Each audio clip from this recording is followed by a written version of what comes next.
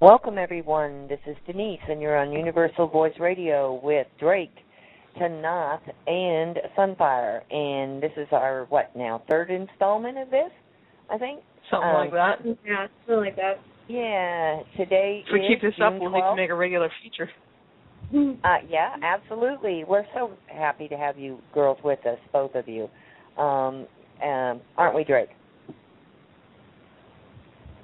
You there, Drake? Of course he's I'm on here. the mute button. There he goes on the mute button again. My idea of technology is using a hammer on things that don't cooperate, and this phone's getting close. Yeah, we won't go into that. I've had a technologically challenging day myself. So, anyway, ladies and gentlemen, I'd like to thank Tanaath and Sunfire for joining Drake and myself again. And Drake, I'll let you. Let's see. Do you want to start, or Tanaath? Do you want to start? Well, I'd like to kind of throw a little something in the mix. I posted something because people decided they were going to be disagreeable, and that seems to be generally the case with the government. But one of the things that people have to understand is that we're coming up to change. That change is going to be extraordinary, both in our governmental systems, socially, physiologically, that means your body, and a combination of mental, spiritual. And so, you basically got all the bases, loaded with a home run hitter up. And some of what we're looking at is uncharted territory. And due to that fact, some of the information is not easily come by. To go along with that, I've been really busy. As everybody knows, I dabble in intelligence networks and things of this nature, and it's going to get real shaggy here very soon. The people who have been in charge and running things decided some time ago that our little podunk selves didn't matter. Anybody don't know about that, go out on the internet and just ask that question. The other part of it is that people have fallen into the rut and allowed people to be loose and free with what we would consider personal and private. Everybody's aware of the NSA, IRS, and all these other fun and games things. The thing about this is that one of the reasons for shows like this is to, first of all, dispel the BS rumors. There are a whole heap of differing websites, opinions, and things of this nature that basically don't amount to very much and are totally erroneous. You're not going to turn into a big green squiddy. That is not going to happen, depending on whether or not you're a bad guy. Now, bad guys, I'm not sure what they're going to turn them into. But the gist of it is multifaceted. In other words, there's several different important facets to this. The first is acknowledgement, getting your head around the idea that angels, ETs, exist. And not only that, but you get to actually ask questions of a couple of people that are actually very closely aligned with these entities. The other part is that people need to understand that this is a part, and only a part, but a very important part of the effort to free the planet. Now, I can't quite emphasize that enough. Everybody's familiar with buying guns, belonging to a militia, becoming as much self-reliant as is possible, being able to do everything on your own, survival and all this. There are several things coming I've told about. Now, that's all well and good, but here's the other part. Reaching out of the darkness, in other words, entertaining the simplistic idea that may be, and trying to learn a little something about that, is much different when you're learning the truth than it is when you get this gobbledygook from transferring other places. One of the main things I've tried to do is make sure that the information supplied, either on this particular Wednesday show or the weekend Sunday update deal, as being very accurate, real information. You'll see and you'll notice I haven't posted about this show yet. There's a reason for that. That's coming. The posts, though, that have been put out are a combination of minor news items that can have critical impacts. I told everybody about Cyprus coming 2-3 weeks before anything was done officially. It came about from a meeting that was a month earlier than that. So you got about 2 months. Then you've got this meeting of international bankers, and I mean all of them that were of any importance at all, representing a variety of different institutions. They met in Europe trying to figure out how to separate the public and private debt. Reason for that. You've had meetings of others that are diametrically opposed to alleviating us of any obligation whatsoever, especially they would prefer that we may remain stupid, nose to the grindstone, barefoot, pregnant, etc., in terms of their little slave ideology. Now, you can have a very nice rut. You can have the new car, the nice family, the great house, beautiful position, making all that cash, and yet you're still caught right dead in that rut. Now, one of the things I've stipulated in trying to free people's minds to the fact that there may be something more to what's going on than they think, and some of it might be pretty far out or extraordinary. That effort continues. The reason for this show is twofold, and only twofold. First of all, absolute truth. These are people that actually deal with it, as I do. I'm involved. Second part of it is this. You want the information to come from the horse's mouth. Eventually we will have other people join us, hopefully. We're working on that. As these things come about, you're going to be extraordinarily surprised. Yes, I know. There's a lot of people out there who are affiliated with other groups, have their own ideas about what is and what is not, what should be done. There has been many freeing of planets. There have been many revolutions, as we know, right here on this planet. The freeing of planets, there's been many. The revolutions have been many. There are certain parts of it that if you do it correctly, they come out right. If you don't do it correctly, you get an awful mess, sometimes horrendous. Sometimes everybody gets wiped out. This is not what everybody wants. I would like to have a nice, long, ET-length lifestyle just out of curiosity. Kind of nosy and curious, and I want to know what's going on, and I'm just into everything. So that puts me in a position of wanting to make sure that things come out right. Several reasons for that. The living entity Gaia, better known as Mother Earth, or the planet, needs to go through this as smoothly as possible, just as we do. The living entities on the planet have a determining factor in terms of how smooth that transition is. So, to take the nightmare out of things, reduce the paranoia, and obliterate the fear, you flip the light on and watch cockroaches run. This is basically what is being done here. Nothing real complicated, just simplistic outing of information. And my hope, and this is my hope, if somebody has a question that's convoluted or they want to keep it as private as possible, fine. Send us an email. We'll see about it. I do not, and I don't know anyone who does, have the ability to see to individual requests very often. I wish that were different, but the manpower is not there. The people who know how to do what is needed are not available. They're busy already fighting the battles. Now, here's the other part.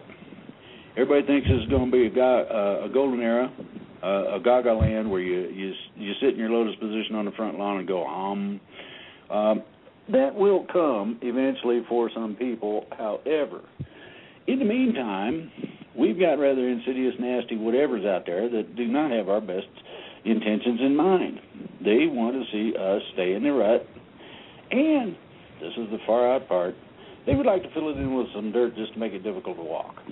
So you have to understand that in some cases, and everybody's run across a hard head, that absolutely positively will not change their mind no matter what happens to them, no matter what is presented, no matter what the experience is that comes about.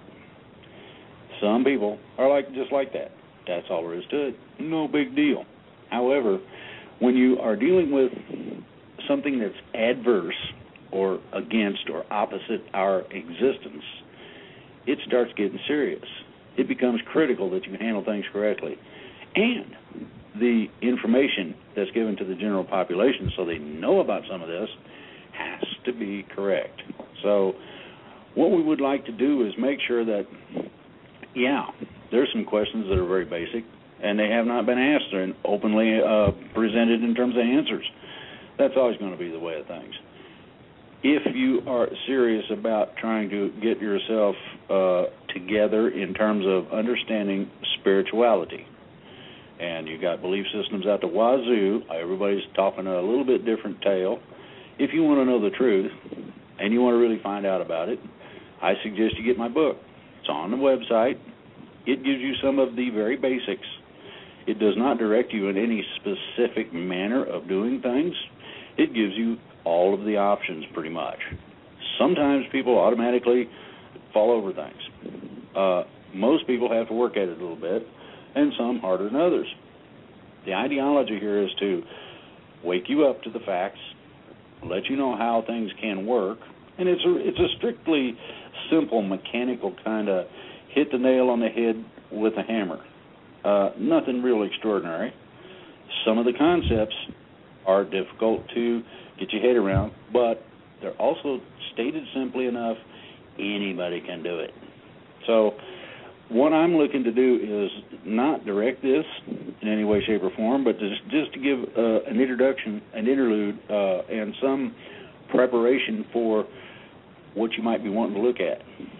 And with that, I would like to let Sunfire and our other guest elucidate to what they feel about everything, and maybe we can go into questions shortly after.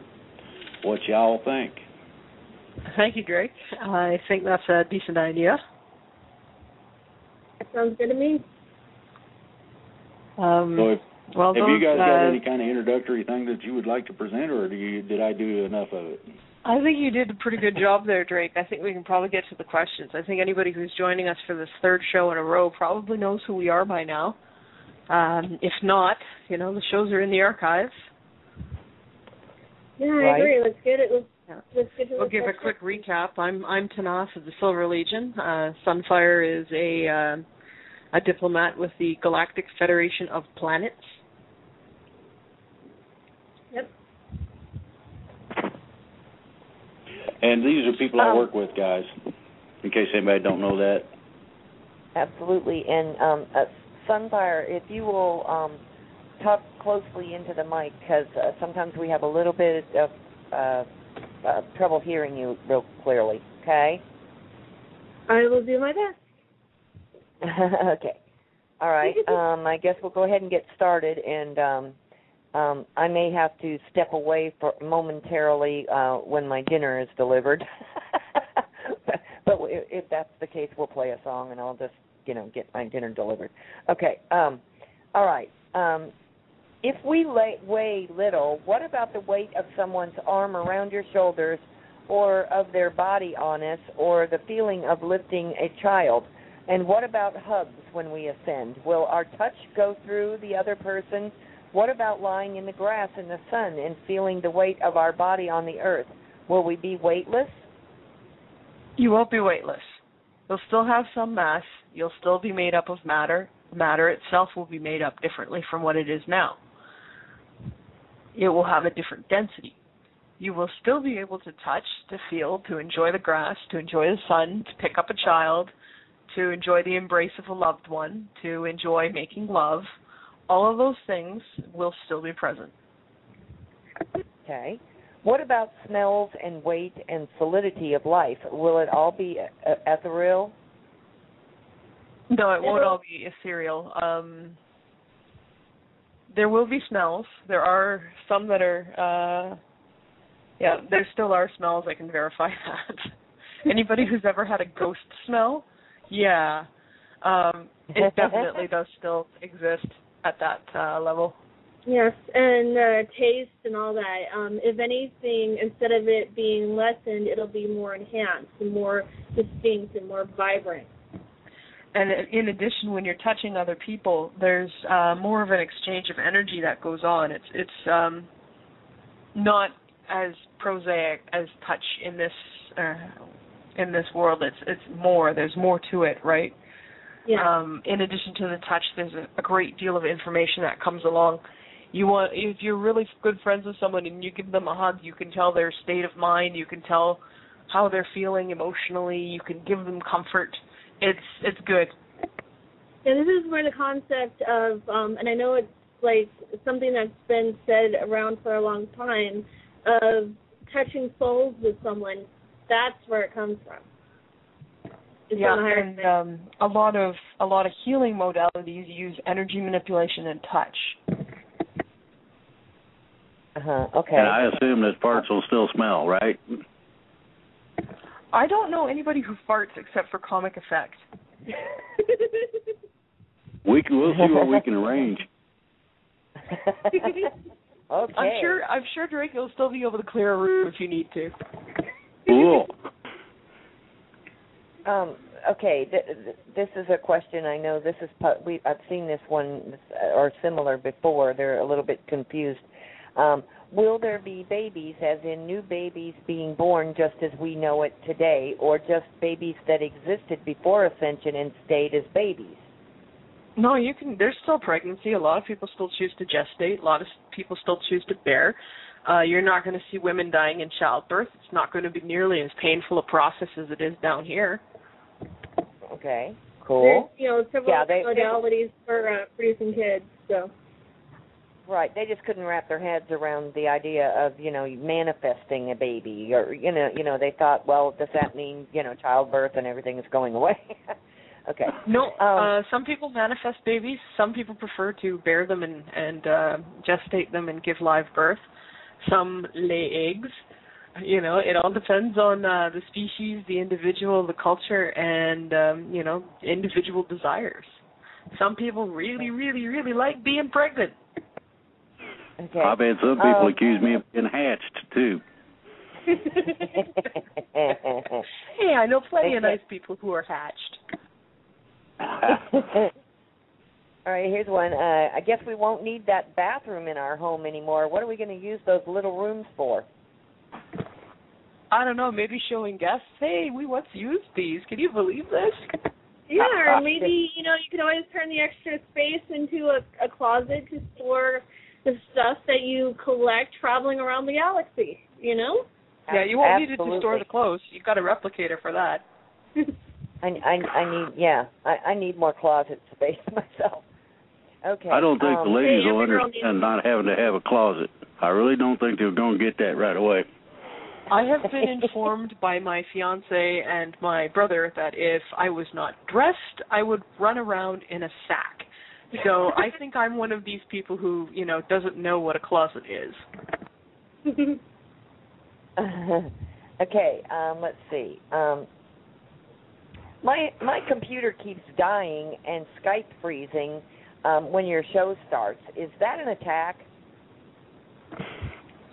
It's possible. I've heard of people who have had this kind of problem. I've also heard of people who suffer from various seemingly unrelated physical ailments during shows. Also could be brought about by something maybe a little more pointed and targeted. I don't know how to fix the problem, but yeah, we've heard reports of this. Okay. And I think my dinner might be arriving, but I'll let you know. In an Alex Collier interview, he talked about the emotional range of the Andromedans being affected by what is happening here on Earth regarding the shift. what has their emotional range been compared to ours, and is it changing now? If not, then do they expect it to change, and how? I know that Collier mentioned that they also have been studying all the possible and likely outcomes of this emotional range change. If y'all don't know the answer to this, please get with your folks and ask them and share the answer with us the next time. I can't speak about the Andromedans, not being one of them. I can speak about our own people and the things that they have noticed. We have something we call a Earth sensitization program, which is mandatory. Everybody has to go through basically a simulation in the holodeck in which they live for a period of time thinking that they are a human being down on Earth with the same trials and tribulations that we have, the same challenges day to day. And I find that it really does cut down on arrogance and raises empathy. So anybody who might have had a tendency to, just poo-poo Terrans and the Terran experience, well, a week or two in the Terran sensitization program, and they're no longer poo-pooing anything. They're saying, we need to fix that stuff, and we need to fix that stuff now. When it comes to emotional expression, they have all the same emotions we do. We find with the positives, the negative emotions like fear, anger, jealousy, hatred, that kind of thing, they tend to be not as prone to them, and those things tend to pass a lot quicker. And also, I've noticed that the positive emotions seem to be more broader range and even more sensitive, or more like... Yeah, they're emphasized. Yeah. Okay. All right, next question. After we ascend into 4D, will there be a universal planetary language, and will everyone speak it rather than having, like the French, the Germans, the Russians, the Americans, blah, blah, blah, blah, blah? Well, likely with telepathy and universal translators, that won't be necessary. We're not in the habit of forcing populations to speak a specific language. Those who wish to do so may. I personally am of the opinion that every human language and every language that exists is valuable from the point that it offers a different psychological perspective. Every language has a unique psychological perspective, and it is a tragedy when a language dies out. So there's not going to be any that will be able to communicate multi-language. That will you know what I'm saying? Like that we'll be able to, with the ascension, that say I would be able to talk to somebody in Germany and be able to communicate, whereas before, unless I knew how to speak German, I couldn't. There's universal translators for one, and for another, people who find their capacity to learn new languages is greatly increased, such as you might be able to get the language pack and forget Rosetta Stone. 3 days later, you're speaking fluently. It takes about 3 days for it to settle into the system, but once it's there, you're fluent, and nothing's going to make you forget it. Yeah, I mean, there is a universal symbol language, but just about every planet, every race has its own unique language, and languages are celebrated across the universe. And being, in communications, that's one of the things that I love is being able to learn any new language that I can. And, like Taff said, Taff said, you can use the short version. Yeah. There's going to be universal translators, and it seems with telepathy that languages in communications, your brain just automatically translates it. And so I think where Terrans are very limited in their ability to communicate now because of all the different limitations and things that have been put into society, that instead of seeing a even greater limitation after the transition, that Terrans will actually be seeing more of an opening and a lifting of limitations, because they'll be able to not only use telepathy, but they'll know body language, they'll be able to use their other senses and that kind of thing, and it'll actually, I think, reduce the communication problems between individuals. Indeed, and you're going to find the average Joe fully capable of learning between 15 and 20 languages and being fluent in all of them. Okay. More if I'll they ask have the interest. next question, and I'll ask you guys the next question since my dinner's here. Okay. Let me see. Have any of you ever heard of a place called? Oh, okay. We already took that one. Do you think that there will be general amnesty for those who participated in the UFO ET cover-up, and is it a good idea? General amnesty? I can't say anything about general amnesty. I think that it's going to be largely dependent on individual circumstances.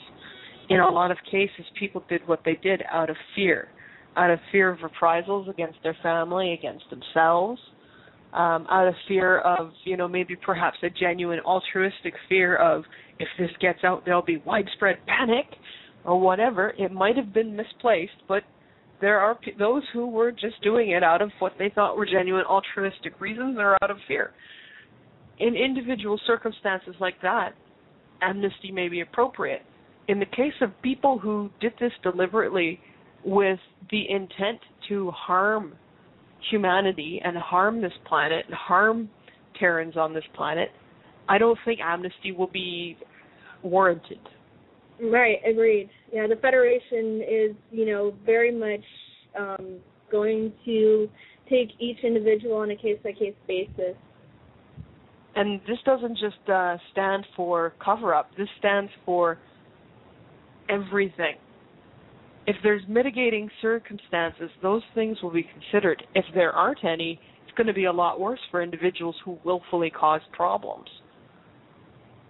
That doesn't mean that anybody's going to be able to get off the hook if they're genuinely guilty about something. And even if there's mitigating circumstances, they'll still be required to face up to what they did one way or another. Nobody's getting off scot-free. And I think this probably fits along with people's Terran's plans for what should be done. I mean, we don't exactly want to go about hanging somebody who is innocent, but nor do we want to be letting the real monsters run off.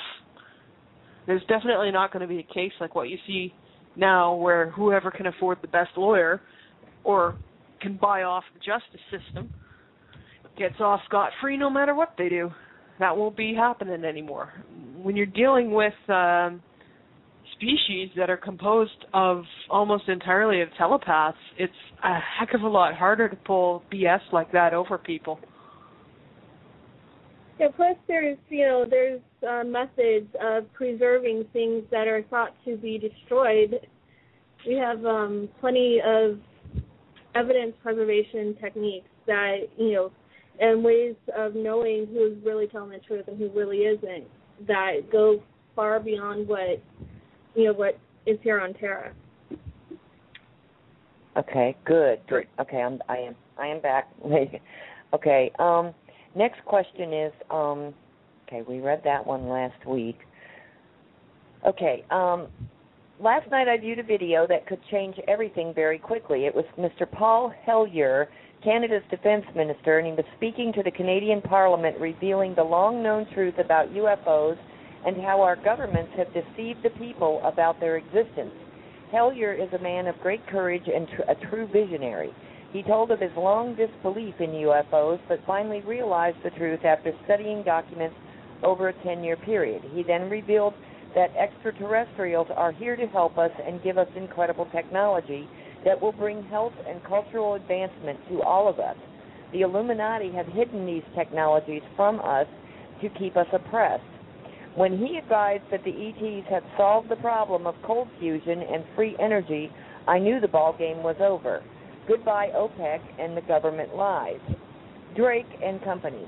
The global media is currently under the control of the evil cabal. How long do you think it will take for mainstream media to pick up on the Defense Minister Hellyer's fantastic revelations that many ET species do exist, and our government has been working with some of them for decades? Not long.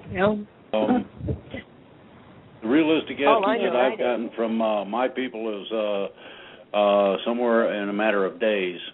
Now, I know that sounds pretty fast, but that's what I've heard. All I know is I'd love a chat with Mr. Hellier. I think that would be interesting. I think disclosure is very important, and, as far as the time frame, it's very difficult to pin any time frames down because things change practically by the minute. But I do know when it happens, it'll happen fast. Yeah. Yep. Yeah. It's I'll go back to when I was first on with Drake. When I discussed, it's kind of like we're mining our way out of we're mining our way out of prison. And we know sooner or later we're going to bust through the wall of the cave and find freedom. But we don't know exactly when that's going to happen. All we know is that wall is sounding thinner and thinner. Until we bust through, we won't know exactly when. And when we do, it'll be all of a sudden, and then a whole bunch of stuff will happen really, really quickly and all at once. Yeah, I know one of the things the Federation is planning is a globally broadcast on all medias, in all languages, information, disclosure, and we have some other things planned, which I will not discuss at this point. But, suffice to say, we fully support the universal right to know and be informed. Okay. Next question is, have you ever heard of a place called PYO? I believe it is short for something. Now, being one of these people who has that whole dyslexia cluster of stuff, I don't do acronyms at all. Sorry. Okay. Maybe this will help. I believe it is short for something. I was told that this was my home when I was around the age of 15. I have asked a lot of people, and no one seems to know of it, and I was once told that it was a planet or a star. The only thing I remember them saying it meaning was yes, which at the time was the most positive word I knew, and that K, or Q-U-E, meant no, the opposite. I would like to know if you know anything about it. I also remember them saying that there was a lot of water there almost 50 years ago, but it has meant a lot to me in my high school years. In my yearbook, there are comments from friends. Thank you for all the information. And this is somebody. It's a foreign-speaking person, so they don't have a real grasp on but they're trying to ask if you know anything about a place with a lot of water. I'm afraid I personally don't know anything about that planet or that system. Sunfire? I don't personally, but one of the things that we face in, with people asking questions like that is the native race often has a completely different name for their planet and their star system than what may be known to the Federation or what even may be known here on Terra. I know in a lot of instances when I talk about the different races, like on the radio show and stuff, I use what is known as the Terran equivalent or the English equivalent of the star system and planets and stuff because it's more for familiarity purposes than anything else. And it helps people to know, oh yeah, that's Palsetti. In the native language, it is a totally different name. I guess the next question would be that if some people have knowledge of a planet or a place where they came from or were, would it be possible that they would be returning to that home? It's likely. In fact, it's quite probable.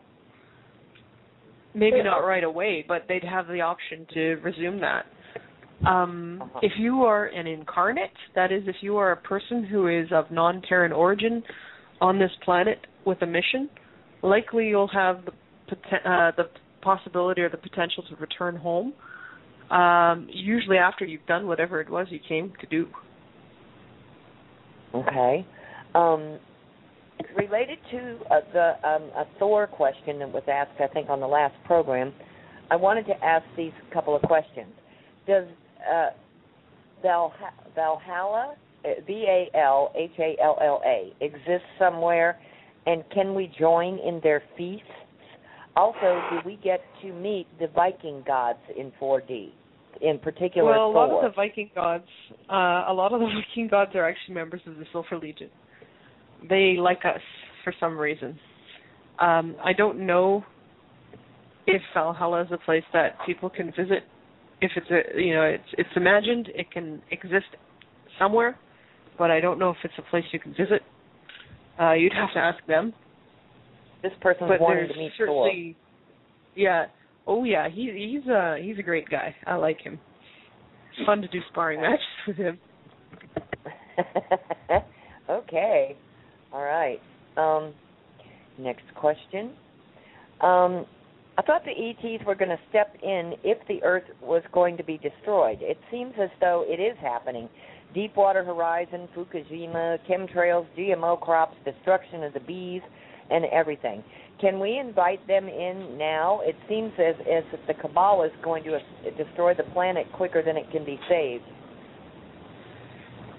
The ETs are already, they're already involved, and they're already in the process of cleaning up the chemtrails, Fukushima, the environment, and basically everything else. There's also a responsibility for the Terran population to step up and do their part as well. The ETs are not saviors. They're not gods. Okay. Yeah, there's, even though it might not look like something is being done. As for inviting in others, be very careful. Be very specific. You don't want to inadvertently invite in the wrong people, right? You want to invite in ones specifically that have your best interests in mind, that have the best interests of Terra in mind, that have the best interests of freedom and free will in mind, and not ones that want to impose their own brand of whatever on you. I think that's a concern of a lot of our listeners. They don't know. They're very wary of who is good, who is not, who, which presences are to be avoided at all costs. They're trying to learn of all the different races of ETs, and so they'll be prepared. And I think actually probably the best place to learn is right here with Drake and Tanaath and I, because I mean, at least here you're going to get the truth, and we're not going to sugarcoat it. Alex Collier, Tolik, are other good sources. Listen very carefully to the material, to what's being said. I'm going to second Tolik's truth of finding out how to find out what is and isn't truth. Look inside yourself. Use your discernment. See, does this information uplift you, or does it fill you with fear? Does it fill you with terror? Anything that's provoking that kind of fear, it's probably not in your best interests. I'm never going to tell you to start panicking and being afraid, because that's not right. For one thing, I fully believe everything's going to turn out all right. For another thing, I don't think that you guys are incapable. Anybody who's trying to push the fear is automatically thinking that you guys can't do anything, and I don't think that's true. Yeah, well, many of these spokespeople, for lack of a better word, that are out there go pretty much unidentified. They do not associate themselves with any group, any faction, any race of ET or anything like that. Like we have Cobra, we have, all these different people that are out there speaking, but yet they don't associate themselves with a specific group or a specific ET.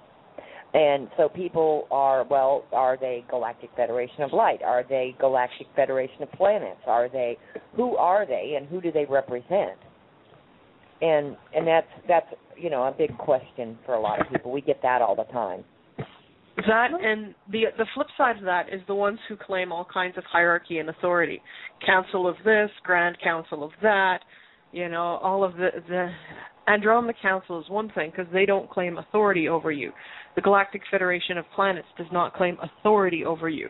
But you've got these like Orions and Pleiadians and Sirians coming out of the woodwork with their councils of this and that and the other thing, and all claiming hierarchy over you, all claiming that decrees have been made over you, all claiming that all these decisions have been made as to what to do with you. No.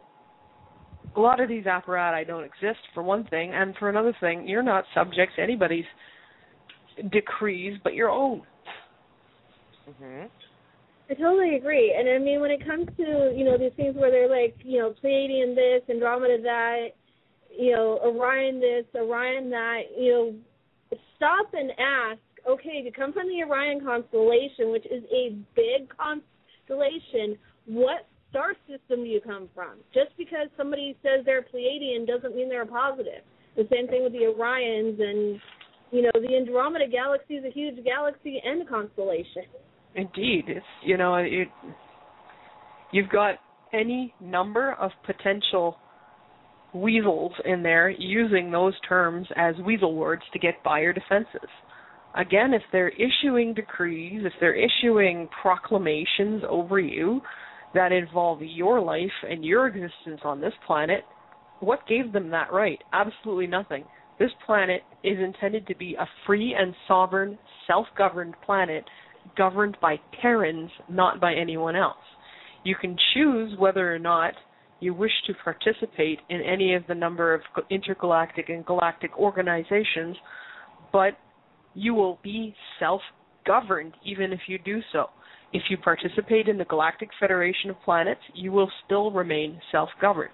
If you participate in the Andromeda Council, you will still remain self-governed. You're not required to cede your sovereignty to do that. Yet all these people who are coming and making proclamations and saying that it has been decreed and saying that their hierarchy dictates this or that, they're not coming in with your sovereignty and your best interest in mind. They're coming in to take that away, to enslave you. Absolutely. Okay. Totally agree. Next question. What is the significance, or was the significance, of an explosion on the moon during the month of May? It was an asteroid. It was an asteroid, okay. Yeah, sometimes an asteroid is just an asteroid. Okay. Let's see. There was a link posted on the Facebook Universal Voice group about a week ago, and it had to do with crystal pyramids in the ocean. And it had something about Chase Clay. Would love to hear a response regarding that, if you know anything about that or can address that. Oh, yeah, there's crystal pyramids not only at the bottom of the Bermuda Triangle, but a few other places. No, they were not built on dry land. They were built there. They were built in place. Some of them were built on dry land, and then when continents sunk, so did they. Yes, these exist. Yes, there are multiple ones across the world. Yes, like all other pyramids on this and other planets, they are used for things. Usually, pyramids are used to stabilize planetary masses.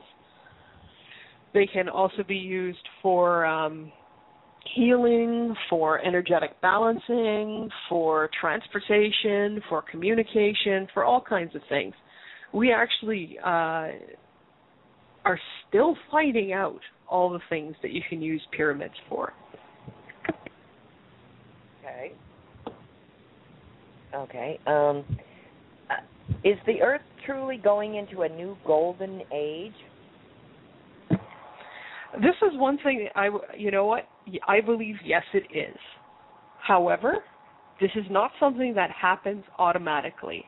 I want to stress that while I do believe that this timeline is the one that goes into Golden Age, that does not absolve us of doing the work.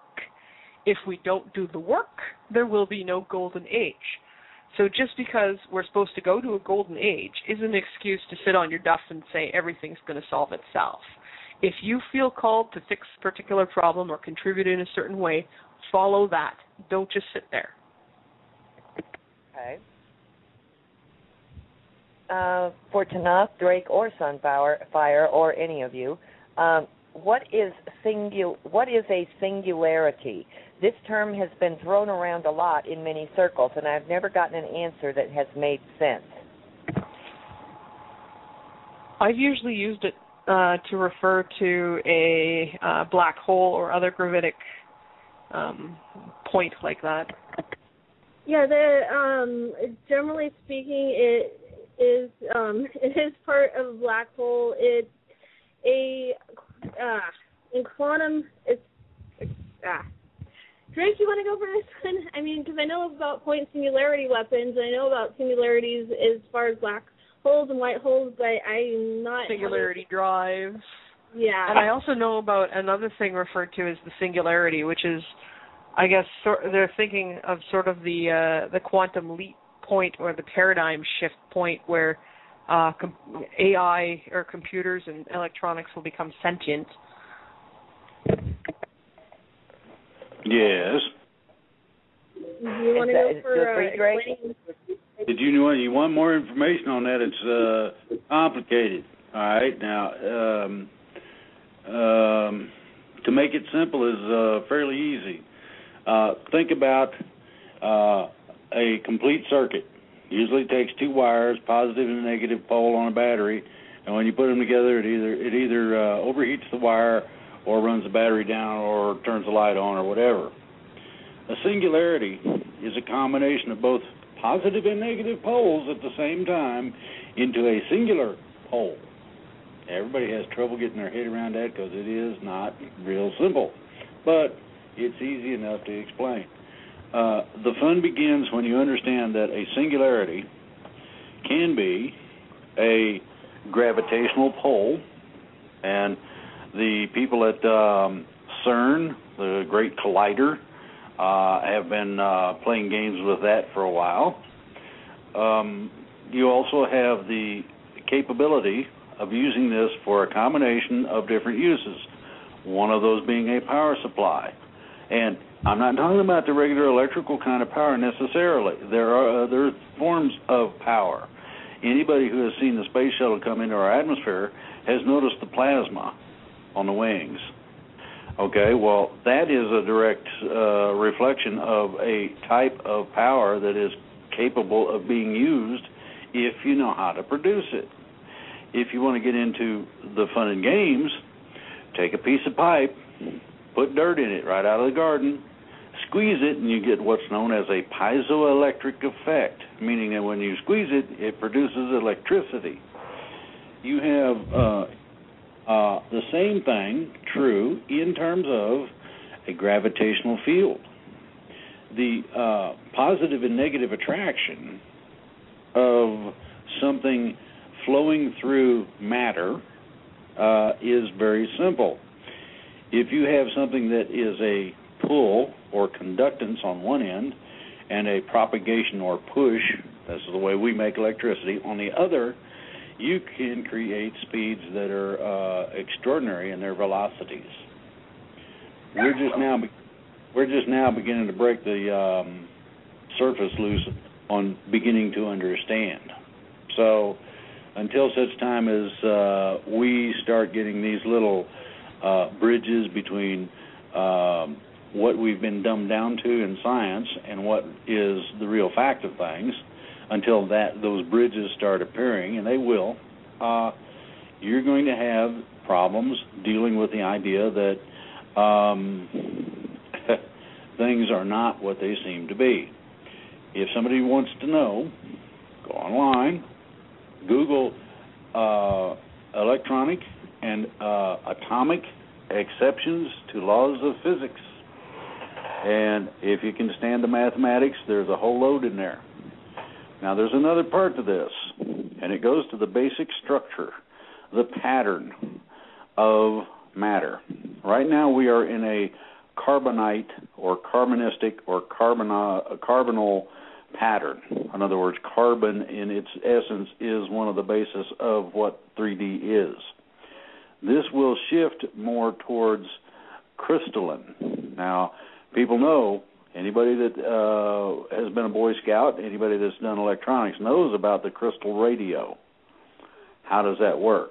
A very small amount of power can be rearranged, reconfigured. You can pick up radio stations just with a crystal. No battery required. So the gamut of sciences, the amount and different kinds of things that are applicable is extraordinary. Just remember, singularity means single, not dual, single. It can conduct. They'll tell you, they'll laugh at you and say, "Oh no, it don't." Well, tell me all about it. In terms of something being used. How does a laser work? That's a form of a light type of singularity. People don't understand that, but that is one of the concepts. And that's as far in the science as I'm going to get. Thank you, Drake. And thank you, ladies. All of you answered that. Excellent. Okay. If the truth is buried under our feet, do you know of a location in Canada where ancient civilizations once thrived? Sunfire?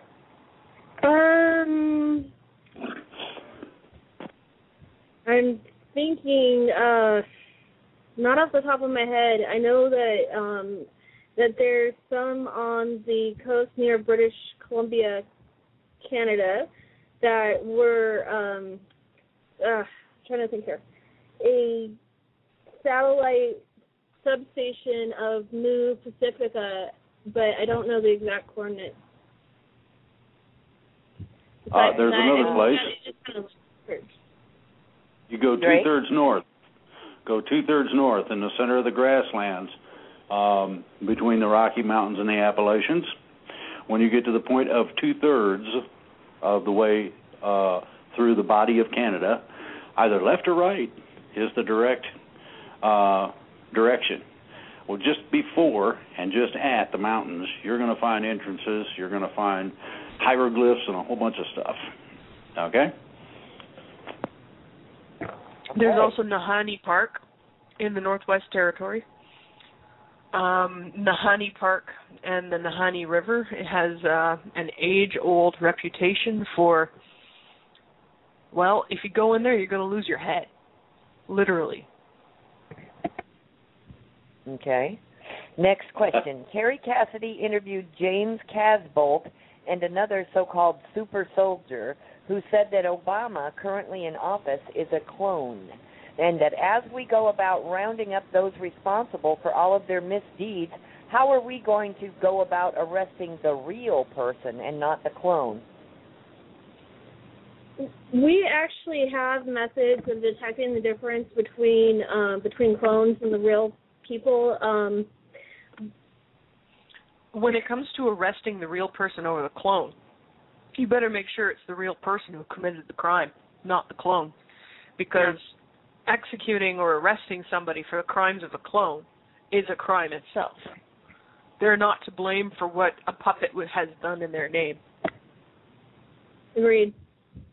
Okay, so will us human beings be able to discern the difference? Will we know that we have the real person or that we have a clone? Will we know? After the fourth dimension, yes, likely. Yeah, definitely. And in the meantime, I prefer not to reveal how we tell the difference because I don't want to start unwittingly a witch hunt. Okay, well, I think that the question really is that, we're supposed to clean up our act and get things correct and get, like some of these people out of the way before ascension takes place. So if we haven't ascended yet, how are we going to know? Or what does that necessarily have to be? Even if they're clones, it'll, be justice to execute the clone that knows things. And also those involved in actually arresting these people, the militias and military and stuff, they've been informed and actually provided with some technology to determine the difference between the clones and the real ones. And they're going to be handling the arrest, so they know how to tell the difference. Average Joe. Okay. Right. Okay. Okay, was the Earth created by the big... I was going to say the ETs and the Federation and Andromeda Council, etc. We're all working very closely with the militia and the military to help them out as much as we can. Yep, and when it comes to things like clones, well, it's always interesting to see who collapses and whatnot in the news and stuff like that. Often a telltale. Not always, but often. Okay, this question is directed at Drake, but of course you two girls can elaborate. Question, Drake, was the Earth created by the so-called Big Bang Theory, and what was the purpose of the Earth actually being created in the first place? I'm gonna give you guys the answer that you deserve on that one. Yes, partially. Some of the physics involved in the core expansion does include a bang.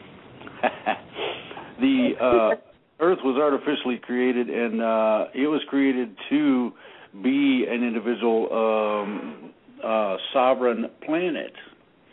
A lot of people are unaware that is the case. And I'll let the girls jump in this. This ought to be interesting. Well, yeah, I mean, Drake actually pretty much said it. I was like, okay, how can I add to this? I mean, you got to consider that the universe was created close to 900 centillion years ago, and the planet Terra, Earth, this planet is only more in the realm of about 7.5 billion years, and like you said, it was artificially created. Or, as the term we prefer to use, geoengineering. There are natural planets and natural suns that are created in ways that are, posited by some of our own scientists, but Earth is not one of them. Okay. There's many races out there that are capable of creating entire solar systems.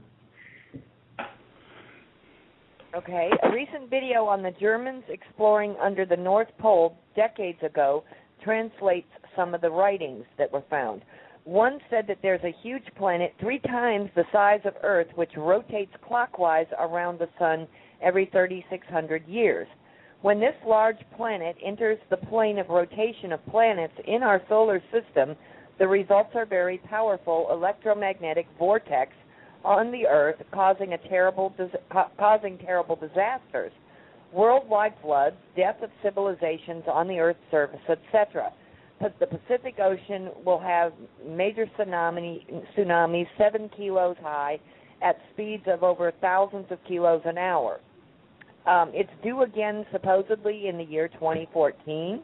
If not, for the work of Drake, Tanaath, and Sunfire are doing, we are toast if the above should be true. What is your take on this? I want to step in and say that it's probably just another rehashed version of the how do we say, the psyops of Nibiru and the big bad Anunnakis. As far as the mass casualty destruction events, those only have happened in the course of history of Terra when the planet was forcefully moved into one orbit or another, like when the planet was in a different orbit 5 days, with a 5 day shorter rotation around the sun and moved to its current position. There has never been any other accounts, historically speaking, of those kind of massive destructive mass casualty events. And there is no planet, or artificial or natural or otherwise, that has a 3,600-year rotation in the solar system. Not to mention, I have had, heard rumblings of people who are claiming that, certain species are going to lift us up off the planet and rescue us because it's going to change orbit, and anybody who doesn't go is going to die. No, wrong. Categorically, not going to happen. Somebody shows up saying, get on my spaceship to save your life, don't do it. The only ones I'd trust are the Andromeda Council, and then it's not to save your life. It's like only if you do not wish to ascend. Okay.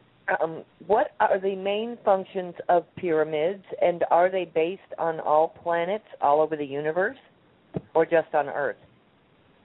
They're on many planets. I don't know about all of them, but many. As for the function, I think I answered this a little bit earlier. They have a lot of different functions, some of which we're still discovering.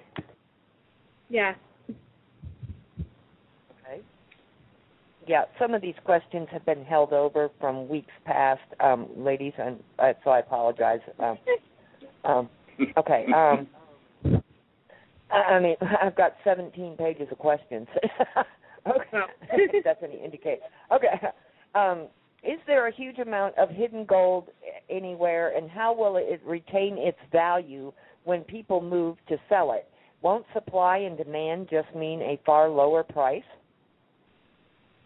Well, when you take into consideration that the intrinsic value of gold is only what is placed upon it, outside of Terra, there is no monetary value to gold. It is, nice for jewelry, used for, like technical applications and that kind of thing. So beyond that, I think I'll throw it over to Drake. He knows more about this financial stuff than I do. Well, it's very simple. Man decided that gold was a rarity, and so placed a value on it. And that value's grown or subdivided and changed over a period of years. And they found out that the basis of the idea of keeping a pot of gold, a centralized location of it, or locations, can be multiple, was something that could be used to the advantage of propagating currency.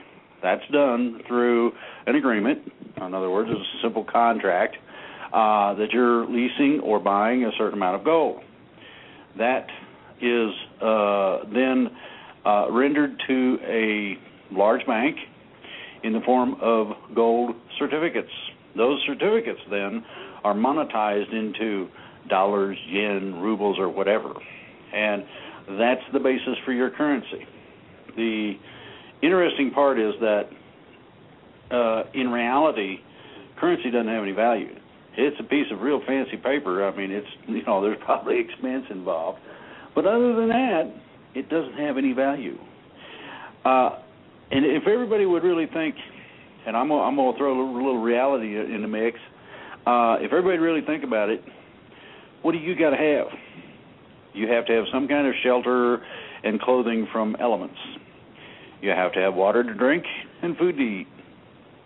Now, outside of that, other than, going to work and all that fun stuff,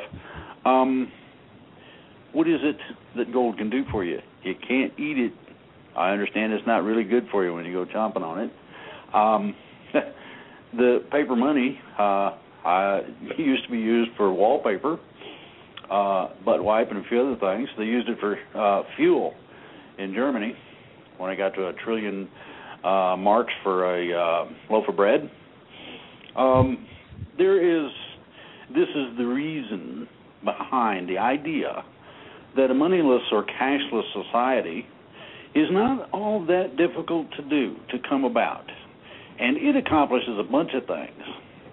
Right now we got an attitude of, I'm doing fine, keep your hands off my stack, Jack.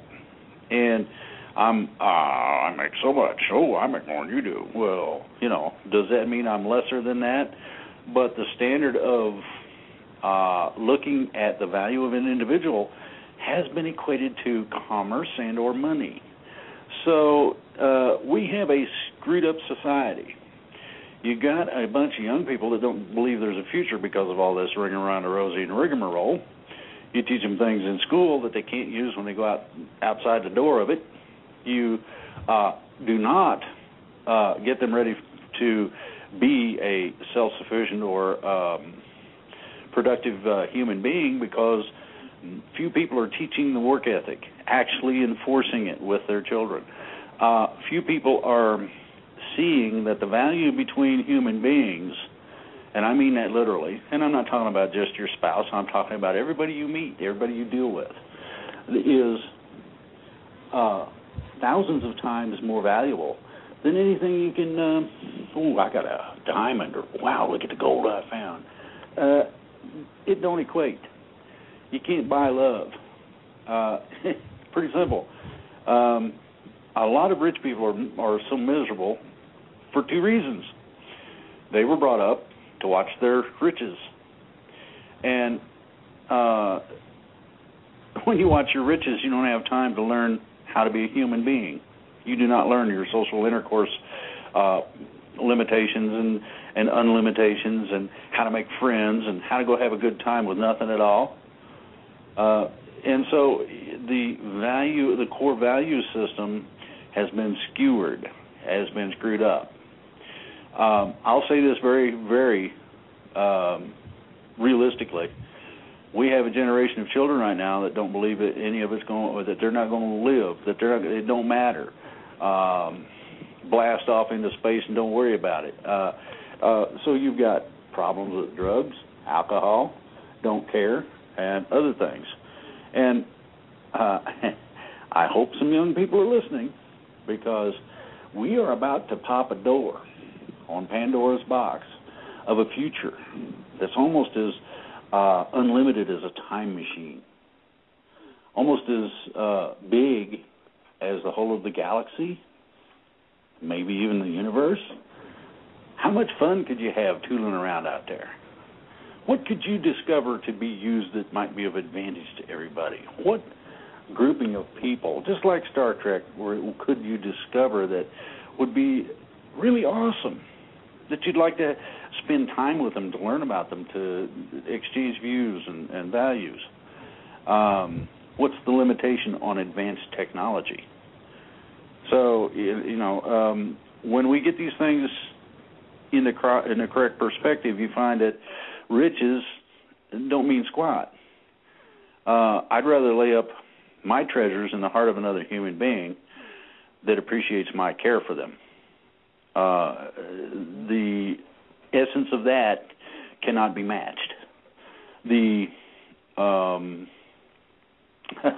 unlimited love, and I'm talking about the little puppy dog love that a child expresses for their parents, this kind of thing. This should be evident throughout society. We need to change it. We need to get it right, and we need to adjust it so that it is, once again, value that really drives it, not gold or silver. Next. Okay. Let's see. All right. The Galactic science stuff that people have asked about is most likely coming from Ashiana Dean's material. She claims to work with an ET group called the Guardian Alliance, who she claims are very good guys. She has a 6-hour, 3-part interview with Carrie Cassidy at Project Camelot. And what do you think about her and her material, or the group that she's claiming about? Well, that's a really non-specific name, Guardian Alliance. I can tell you the Federation has never heard of the Guardian Alliance. What I've heard of Ashiana Dean is not positive, and I was raised, if you can't say anything polite, don't say anything at all. And this is one of those times I'm going to stick with that answer. Okay. This is a real question, although it may seem like a joke. I hope you won't laugh at me. For Tanaath, have you ever heard of Shivambu? I think it's Shivambu, which is an ancient ritual of drinking one's own urine for physical health and for spiritual connection. It has been found that Terran urine is made of crystals that resonate with higher energies. It has also been used in India and other old cultures for centuries. I have heard of it. I could not confirm or say anything about the practice other than I've heard of it. Some people do it, appear to do just fine. I'm not going to recommend that anyone drink their own or anyone else's urine. But if that floats your boat, if it does something for you, nothing's stopping you. Okay. I've been familiar with that for a long time, and I did some studies on it and found out that you can get the same crystalline effects if you use certain types of specific, it's called a specific crystalline bath additive, not a bath salt, but a bath additive. And you don't have to worry about what you're drinking. Yeah, exactly. Yeah, because, I know people who were practicing that, doing that when they were being treated for cancers and stuff. And they said that, it was replenishing what your body, is flushing out. but it's your body's also flushing out all the toxins and everything too, so you're re-ingesting the toxins. So I couldn't make sense of that myself. Okay. Let's see. Well, okay, that question's been asked. I'm going to apologize in advance. The rather personal questions about, like, well, I got up Thursday morning and I stubbed my toe on the third door to the right and I saw purple. What does that mean? Those kinds of things are, the really like the personal experience type questions and stuff. Because of the sheer volume of questions that we have, I'm going to try and focus on the ones that affect everybody, as a group, as a whole. Okay. Let's see. Why haven't our star brothers and sisters shut down HARP just yet? Is there difficulty in doing so? Well, somebody might want to try to go out and pull a plug and see how they do. HARP's all over the place, so it's not easily done. Yes, it's more than just one station in Alaska. Yeah, there's a lot. ET is working on things, and that is one of the subjects, among many others, that have come to the attention that is not good for anybody. So these things are being attended to as best can be done at this point. Okay. Is the Eye of the Sahara a huge spaceship that crashed there a long time ago? Actually, this is the first I've heard of it. I have heard of it. I'm don't say no. have specific information on that one, though. I'm going to say no. If you study it out, you'll find that it deals with a glassine sheet of, kind of it ranges from blue through turquoise to a very light green. It's very pastel in color. These apparently were formed by specific airbursts of extraordinarily high energy weapons. Now, people think that atomics is the highest you can go in weaponry. It isn't. And that is part of what I understand has been used. A few of the underground cities in the Sahara do have records of such things. One is a weapon referred to as the weapon of the sun. Another is referred to as a weapon of the stars. The weapon of the sun is atomics. The weapon of the stars is something I will not name specifically so nobody gets any ideas. It makes atomics look like fireworks, and it is extraordinarily destructive. The Sahara used to be lush. It used to be a living, growing area until such time as somebody decided to bomb it back into the Stone Age. And this is true of a lot of your desert areas. And that's all I got to say. Yeah, okay, I just wanted to recommend, for people that are really interested in that kind of stuff, I recommend researching atomic warfare in ancient history. You'll learn a lot about some of the history that has been left out of the history books. And it's also mentioned, I believe, in the Mahabharata or one of the other Hindu religious texts. Exactly. There's a lot of historical information. Okay. What is going on at the Dulce, New Mexico base now, if anything? As far as I understand, and granted, I could be wrong here, but I was told that it's been cleared out. Okay. When we ascend to the next dimension, will people have morals again? Yes. Okay, so society won't be so horribly decayed. But it depends on... won't be what? It won't. Our society, it's so morally decayed right now. It's no. People a lot don't of have that is respect the result.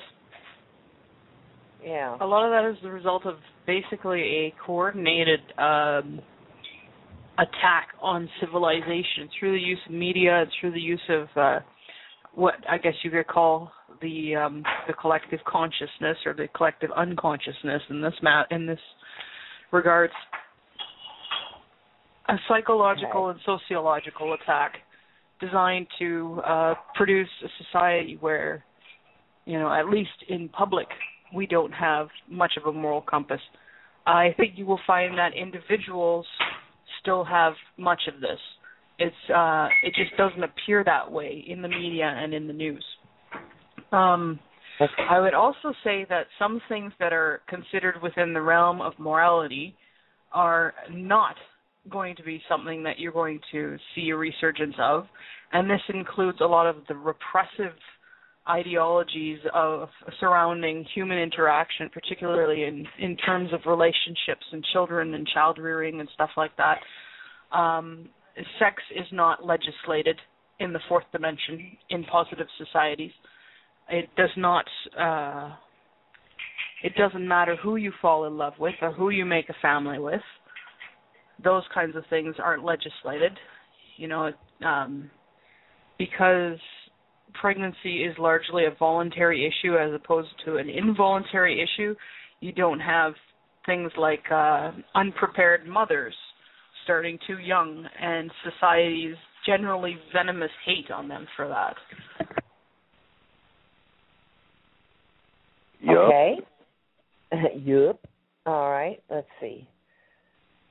Sorry to keep saying that, but the questions are coming so fast and furious that everything keeps bouncing around on me. Okay. Tolek mentioned that pyramids on Earth and Mars are related to the reptilianization of this solar system. So are there plans for removing these, quote, landmarks, unquote? Some pyramids are involved with that. Not all pyramids are. When it comes to pyramids, it depends on all the other places that have pyramids. Removing them isn't always a good idea. We have absolutely no intention of removing any of the pyramids. One of the key purposes of the pyramids is to balance and stabilize the planet. And there's so many other uses. The pyramids are not something that was an original reptilian design. They were taken over by the reptilians, and let's put it this way: we're taking them back. Okay. Let's see. What's the next question? Is there any information on the sentient black goo story, and is there a link with the Falklands and the Gulf of Mexico events? I believe this was answered before. The sentient black goo was something that was gifted to Terra by the Arcturians and can only be used for positive things. That's as far as I know anyway. I remember when I first encountered the tale, here was this guy who was telling me about this stuff that seemed to have nothing but positive benefits, and his conclusion was panic, fear. Something didn't quite match up. If something's going to come around and basically make me a better person and give me superpowers, I don't think panic and fear is going to be my first conclusion. It seemed like a pretty powerful psyop to me, like somebody was trying to make up my mind for me. There are rumors of other various goos that have other effects, but I know the one that makes you a better person, that's not sent by an enemy. I'd just like to know where I can get me a bottle. No kidding, I wouldn't mind a bottle of that stuff. Yeah, same here. Maybe if the listener out there that asked that question knows about it, they might be able to give us some information. We can go from there. Really? Okay, do you folks plan to distribute the suppressed technology right after the Cabal is taken down, or would you check it before? I mean, if I were Cabal, I would do something to the technology so it would kill other Terrans or make them extremely sick. We know how to distribute it so that it won't do that. When we're talking about distributing tech, we're not talking about walking up to somebody, giving them a replicator and saying, here you go. We're talking about walking up to somebody, giving them plans, give them the material and say, have fun. You know, in some cases it might be a case of here you go, but usually it's going to be a matter of here's your plans, now build it. Well, there's also involved in this, as I understand it, classes, so that you don't have a steak that comes out tasting like rutabaga. So you know, or maybe the Silver Legion replicator mistake. If you're not very, very specific in your intent when you press the button on the Silver Legion replicators, for instance, if you want steak and cheesecake, and you're not really, really specific about steak and cheesecake, you might get steak cheesecake. Yeah, a lot of it, we're going to be looking over the patents and making safety improvements, but 99% of the tech that is going to be released is going to come from patent stuff that has already been invented by Terrans before we release any other extraterrestrial tech to the general population. The Terran tech will come out first. And we got a lot of it. Yep, and we also have the means to protect people, so there's no more knocking off somebody for having an over-Unity device.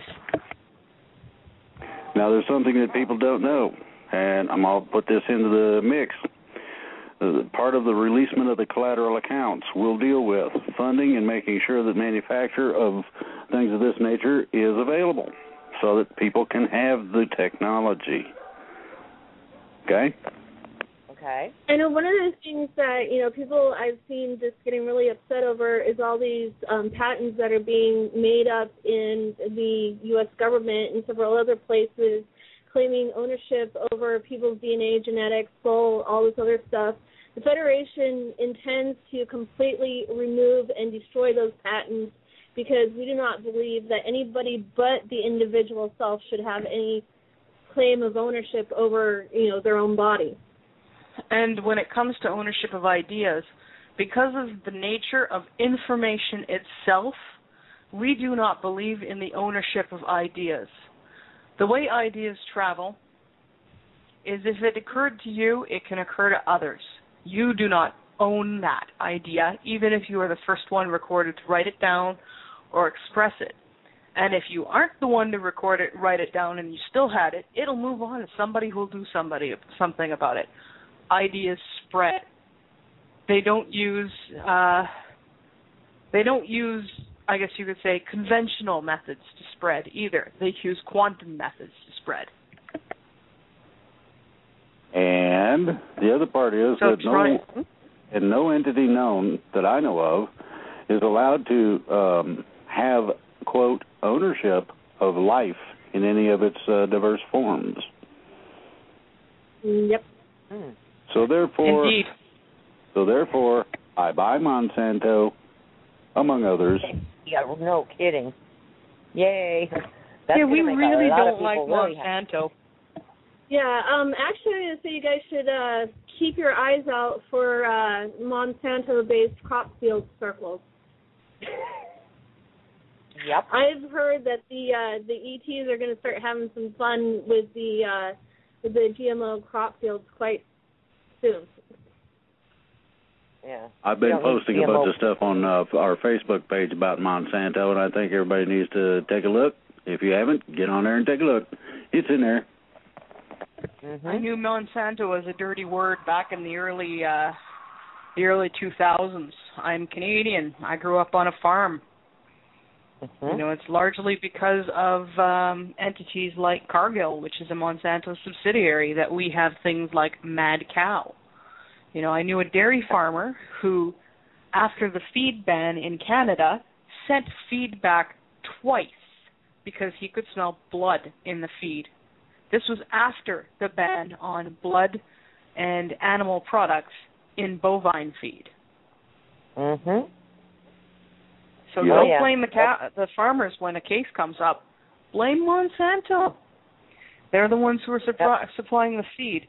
This farmer, after sending back twice, started growing his own, and I now get my beef from him.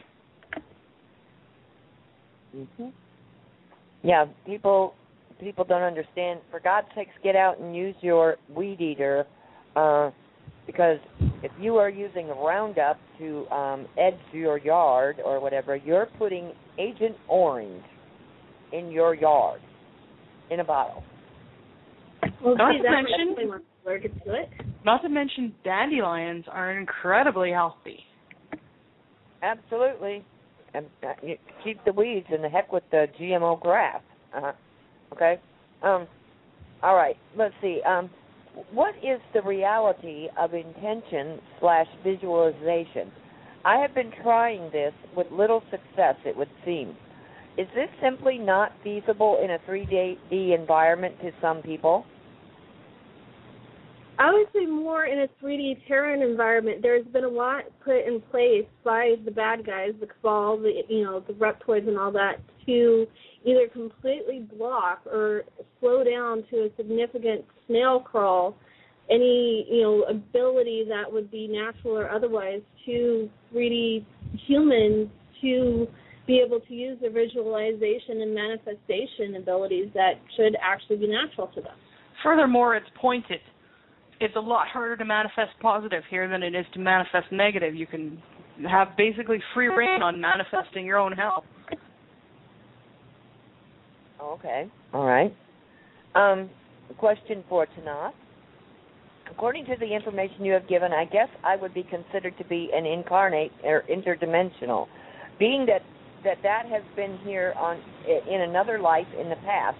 I even believe I know the name that I went by in my past life. The name is well known, and for that reason and the fact that I am having a difficult time coming to terms with the implications associated with that past life,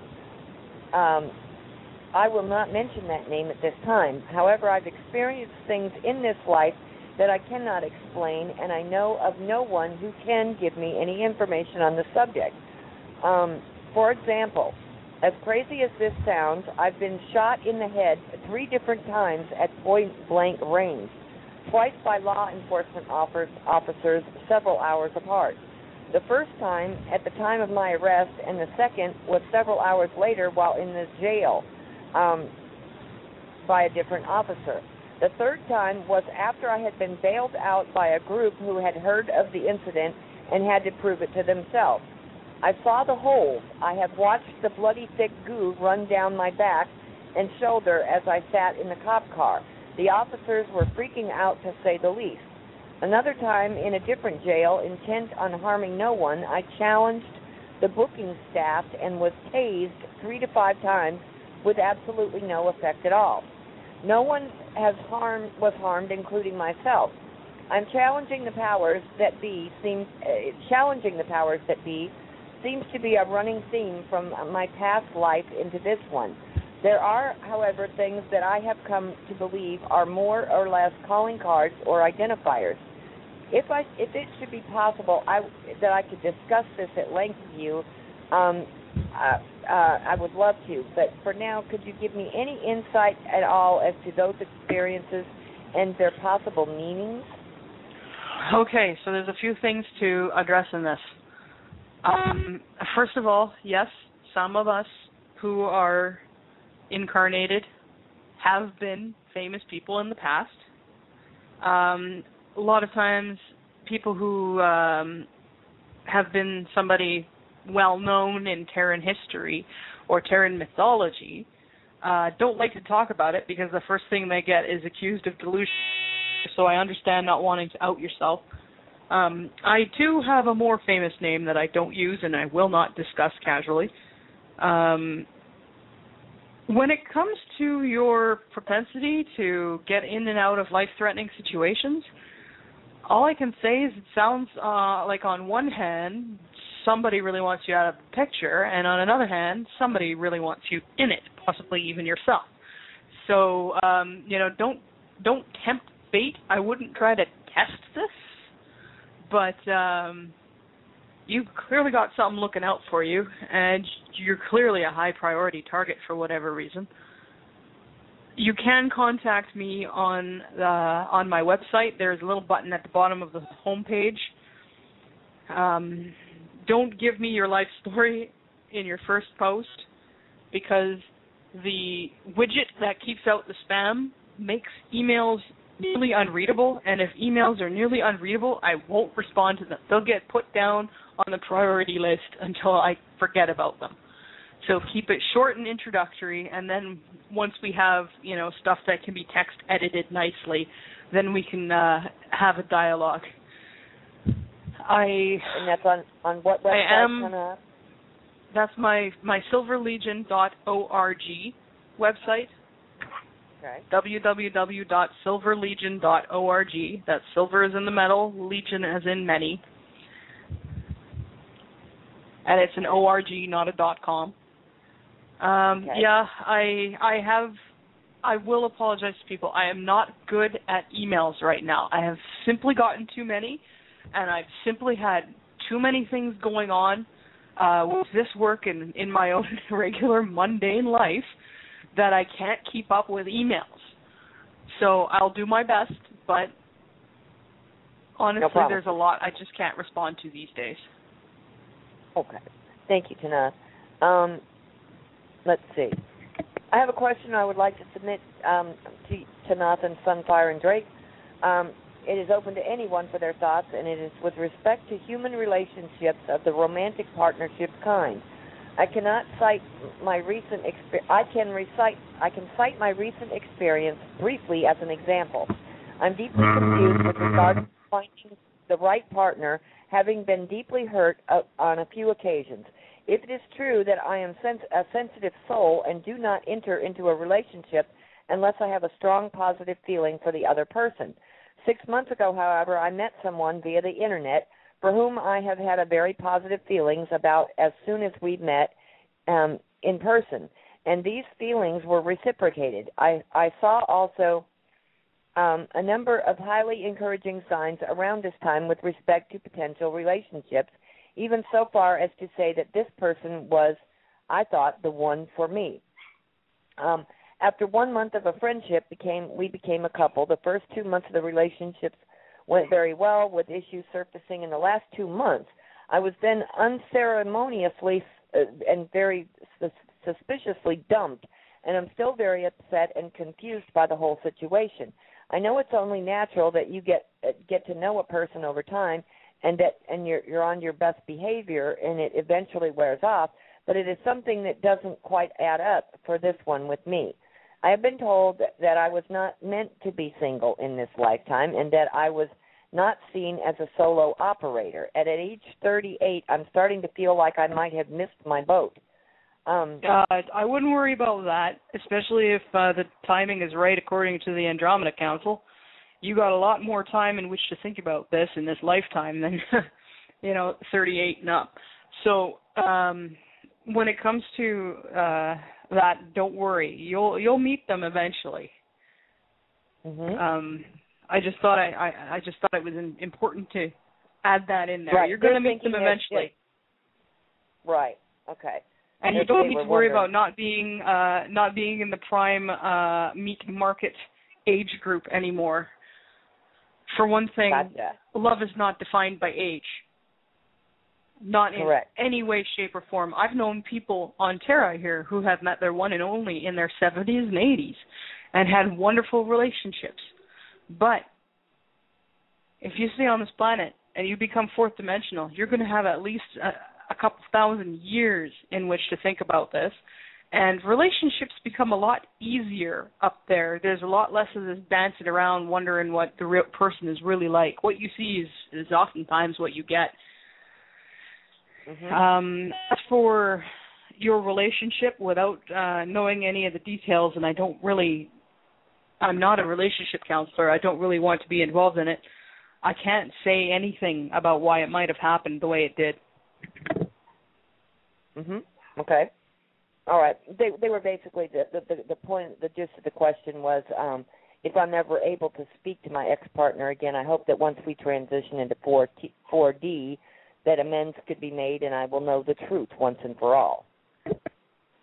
You'll likely get a chance to have that talk with anybody who needs to have that talk with. I know, I'm looking forward to being able to ask a few people in my life why. Uh-huh. it's not something that's burning a hole in me now, but it's something that I hopefully will get resolution on at that time. Right. Okay. Let's see. Last week you talked about other scenarios for ascension in other planets. You said that people from other 3D planets who would like to evolve into 4D people would be their personal choices. How exactly does that work? Do their souls have to exit the 3D realm and then reincarnate into 4D realm, or do they need to drive a spaceship to a 4D space to evolve automatically? There's a few ways. There's a few ways. Usually spaceships are not the way it happens because that's an artificial transition, and it doesn't stick. That person, when they finish that life, will likely go back to 3D in another incarnation or another life. One way is when people have finished their tenure and decide they want to move on, they do it at the end of their natural life. So they have their natural lifespan. They pass peacefully surrounded by loved ones, saying, it's time, I'm going on, I'll see you later, and they ascend. And usually at that point they become they incarnate into another species or are born into another species. I guess I shouldn't use the term incarnate because there's not a lot of carn at that point. Sometimes they will have a living transition in which that person decides, okay, I'm going to ascend, and they do it during that lifespan and continue on as that person, only higher dimensional. And on a lot of these planets where you see multiple dimensions in the population, those are populations that tend to do that living transition. Okay. And then you also said that if a planet itself was ascending, then the planet would be recycled and the people would need to be taken off the planet. Could you explain further about what you mean by the planet? Yeah, it was like, can you explain a little bit better about what you meant about a planet being recycled? And what the planet is not recycled. The surface of the planet is recycled. What it does is it's like whipping off a tablecloth and putting on a new one. Unfortunately for the tablecloth, the old one goes away and the new one is different or similar but still higher dimensional, right? That doesn't necessarily mean that all existing life on that planet is taken back into the planet's core and then re-expressed in a different form at a higher dimension. Yes, that means death of the physical body if applicable. In the case where those planets have populations that are sentient, those populations lift off and go elsewhere, usually, or stick around and decide to show up in whatever new form the planet's pulling out. But either way, they get off the planet or they voluntarily cede their current existence for a new one. Okay. Drake and or Tanaath. We'll get you to answer one, Drake. Could you explain what your perspective is on soul contracts? Some people have said that we come to planet Earth to suffer and experience because we have soul contracts when we enter the Earth.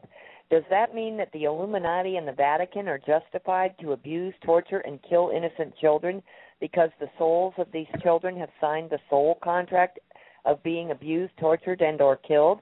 Who would manage this type of soul contract, and a negative group or a positive group? And is this the karma trap that you have talked about in the past? Can I answer this one pretty please? Sure. Yeah, Parsley. Go ahead. Absolutely. Okay, mixed. There are soul contracts. Yes. Justified? Heck no.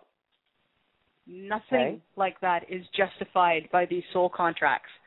The soul contracts that were written down here were written under false premises.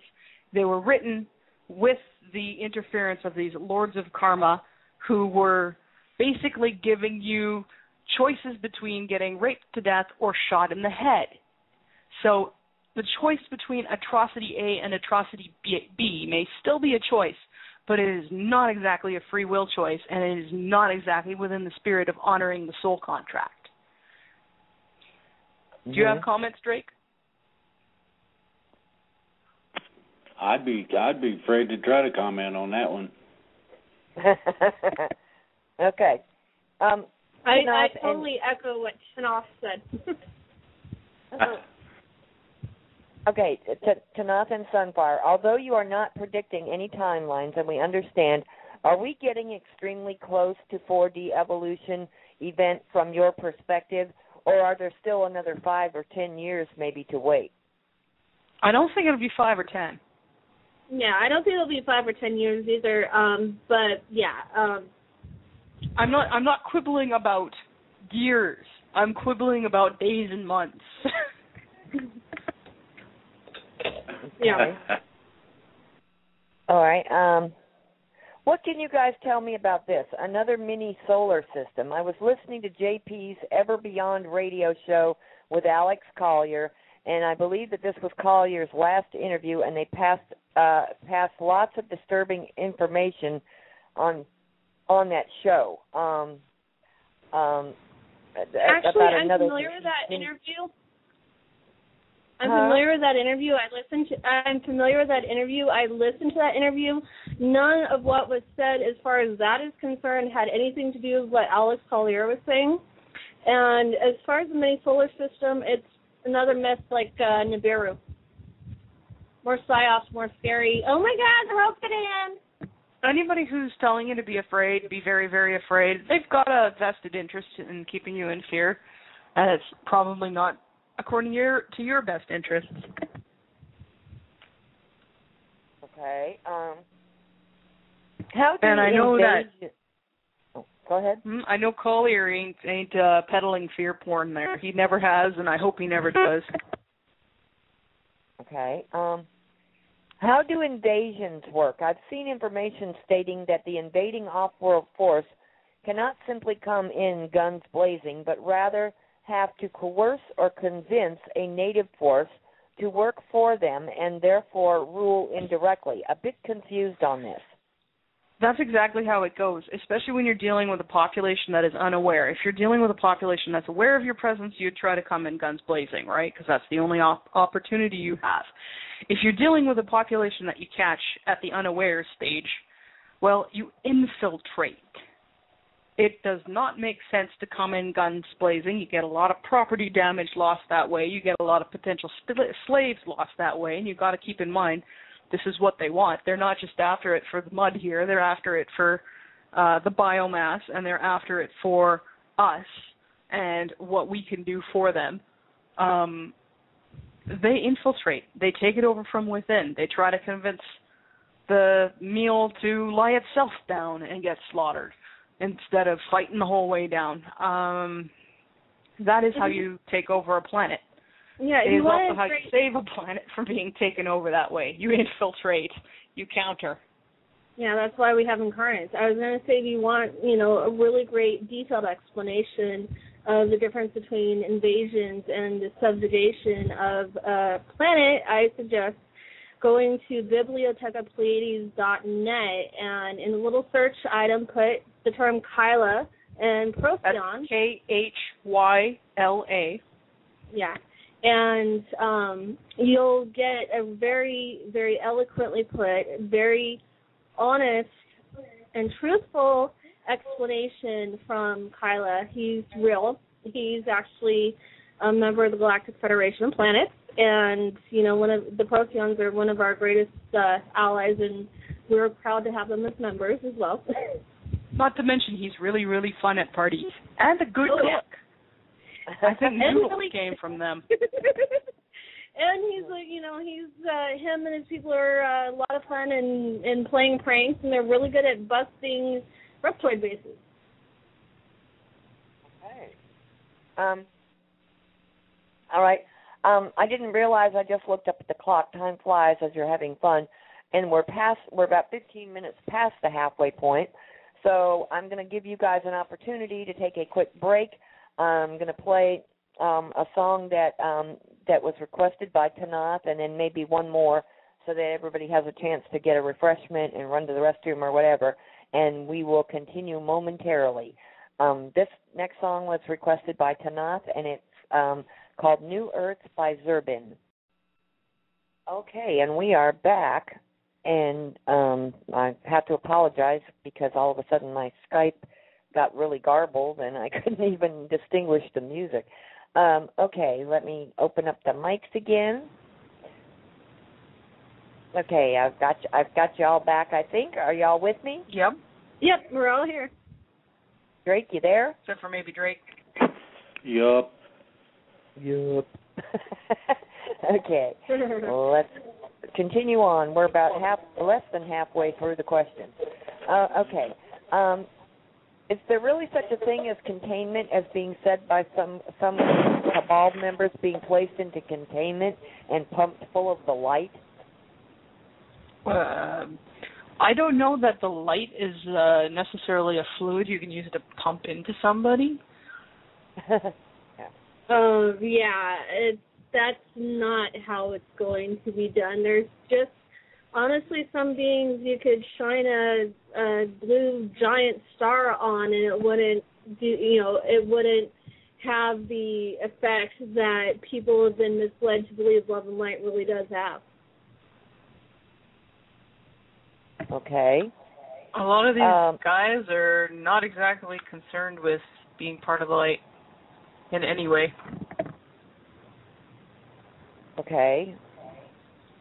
Let's see. Next one is, does each human being have a mean vibratory rate? If yes, does this rate assist us in choosing where best to live in harmony with our resonance? An average vibratory rate, I'm assuming? I don't know. Okay, does Drake or anybody else have any comment on that? Yeah, I have no clue. Yeah, we got a vibratory rate. Friend of mine that was an instructor at Ivy Tech expressed things about the application of vibratory physics in terms of each of the different elements having a specific vibratory frequency. The vibratory frequency we have is spherical, not lineal, and is very difficult for somebody to read in a lot of ways. But, yes, we do. Okay. Is there a possible timeline that no major events would happen, no arrests, no destruction, and no ET landings, and just suddenly we would all become 4D human sometime next year? Would that be possible? Not likely. We're, that's definitely not the timeline we're on. Yeah, it's not going to be like a spontaneous combustion. Right, no. Yeah. Okay. Let's see. That one's been asked already.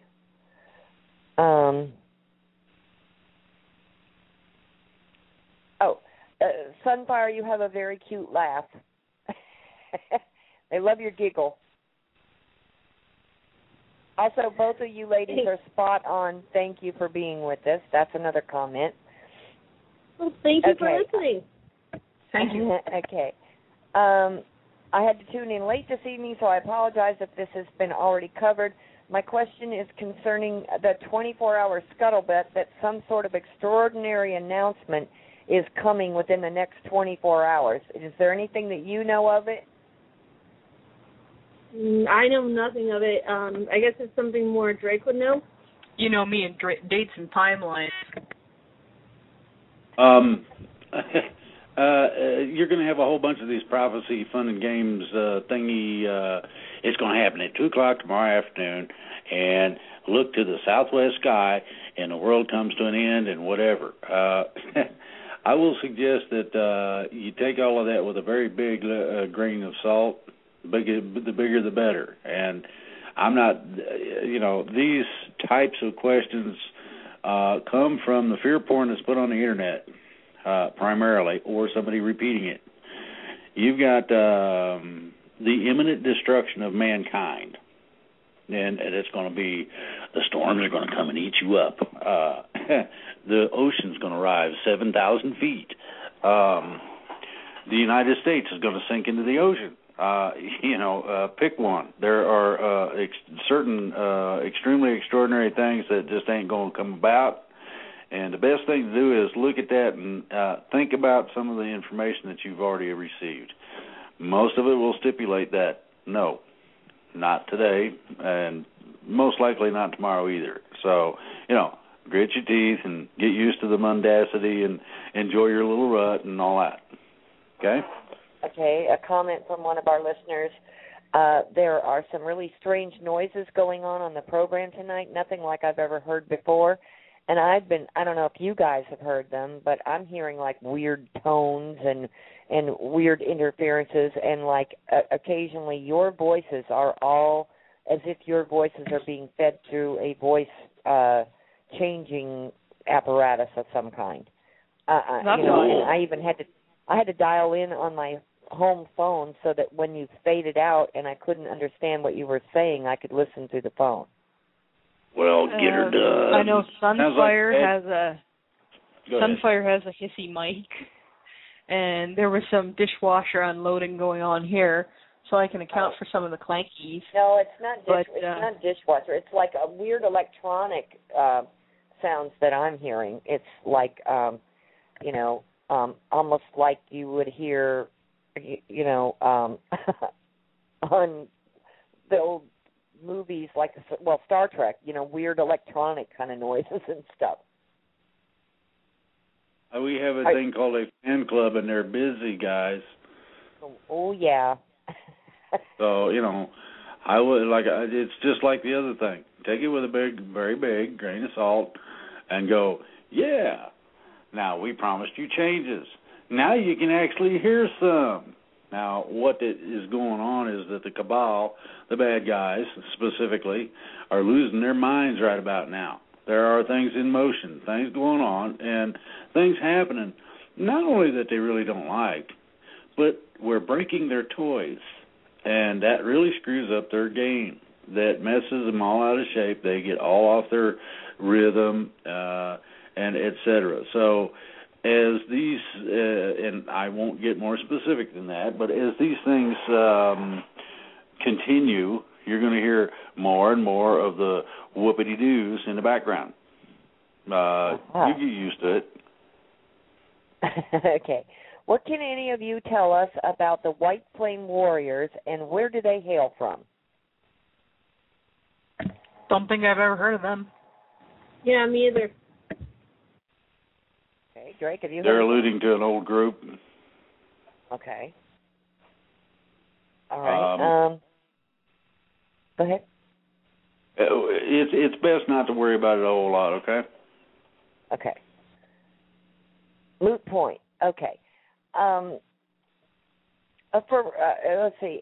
Regarding survival, do some deaths of humans that weren't supposed to happen, does that throw a major glitch in the spiritual path of our Earth, or are these people's tasks able to be taken over by others in their place? There's always a duplication. Anytime you got something as big stakes as this, there's always duplication. Okay. Yeah, everything's being kept in balance as far as that goes. Okay, and here we go. Me with my inability to pronounce some things, words I'm not familiar with. Do you know anything about, I think it's pronounced Sylphs, Sylphs, and if so, are they for real? And do they transmute chemtrails? Sylphs are real. They're members of the Fey Kingdoms. I know some that do work on chemtrails. Okay. The populations of many land animals and marine animals have perished or are in massive decline. The bees and butterflies and other animals that are required to pollinate our plants are definitely in decline. Many plants are being wiped out due to pollution and chemicals and are dying out. Many plants, animals, and insects have perished. Will they be restored? Yeah, they will. A lot of the beneficial stuff that has been whose populations have been damaged or even outright targeted, like in the case of bees, a lot of them will be restored. A lot of bee colonies have already ascended. Bees are definitely present at higher dimensions. I've heard stories of planets where bees are bigger than you and definitely friendly. Right. Will we see? Hope they're not too friendly. Hope they're not too friendly. There's already a lot of environmental restoration being done in the oceans and sky and even on land by various ET races. The thing is, right now, because we don't have disclosure, they have to work, as subtilely as possible. And once disclosure hits, they'll be working in a more open, out in the open, very visible way. I need to put out for overtime in the Gulf of Mexico. Okay. Yeah, there's several aquatic races that are involved in cleaning up the Gulf of Mexico, Fukushima's ocean area, other places where they illegally dump nuclear waste and that kind of thing. Okay. If Star Wars is about the past and Star Trek about our near future, what is Stargate? Is that a part of it? Stargate, I would say, is probably, from what I understand, Stargate was based on the military and their experience with several artificial Stargates. So it's another one that's based, based on facts. Okay, back to the plants and animals thing. Will we see the return of extinct species like the dinosaurs, etc.? Probably not the dinosaurs. They did their thing. Their time's done. They're gone. But yes, some of the recently extinct species due to human activity, you'll probably see them again. And also, ones that would not be considered, to have a negative impact on humans will be returning. I think, people are starting to see that with, the return of what was thought to be extinct prehistoric animals, including fish and several other different species. It's already in progress. Okay. Yeah, you're also going to see the return of some species that were considered to be cryptids. Or things like unicorns and pegasi and stuff from legends. They'll be back, and some of these things that cryptozoologists discuss, they'll be back. Yeah, even including centaurs. It's another good example. Okay, next question. I have read the Andromeda Council website, and I am fascinated with the biospheres. I would like to know if those of us who plan to remain on Gaia and ascend, whether we can explore or tour a biosphere before we leave for the new Virgin Planet. I so very much want to see the heavens from above the atmosphere. Can I? Okay. Can I clarify this? Can I clarify this question? Did they ask about the people who are going to ascend to the fourth dimension when they're going to get on the biospheres? Or are they asking about the people who are not going to? Well, I said I would like to know if those of us who plan to remain on Gaia and ascend, whether we can explore or tour a biosphere before we leave. Okay, if you're going to remain on Terra and ascend, you are not going to leave on a biosphere. If you're leaving on a biosphere, that's because you're choosing not to ascend and you're going to the pristine Virgin Planet as a 3D human being in your current body, restored. But yes, there will be opportunity for people to go explore the biospheres and check out space, regardless of whether you decide to stick around and ascend or whether you decide to go off. You'll have a chance to explore your opportunities. Okay. Let's see. Okay, I've heard this name mentioned before, and I was wondering if any of you have heard of this person or entity. or may even know them. The name is Deathfish Darklight. Can't say I've ever heard that. Yeah, I've never heard of that either. Okay. Sounds like a fictitious name to me. Yeah. Yeah. Fiction exists, but I haven't run into that particular person. I'm afraid I may have to stop listening to your show. For the last month, every time I listen to your show, the right side of my face, jaw, and temple inflames to the point that I'm in so much pain I feel like I want to die. I'm a disabled person, and I've been in a lot of pain for over 7 years now, and I have never felt anything like this pain. 2 weeks ago, I had to take several hydrocodone capsules in order to get the pain to ebb even slightly, and then it was a day before it went away completely. Can anything be done to stop this from happening? Anything you can do would be greatly appreciated. I don't understand it. First of all, it's not us who's doing this to you. We have heard reports of this kind of thing being done to people who are listening to the show. I don't know what this is producing this. I can guess why. It's our fan club, and they don't want you to listen. You're not the only one. At this time, I don't know how to counter it. I'm sorry for the pain. Please accept my apologies, even though it wasn't us who's doing this to you.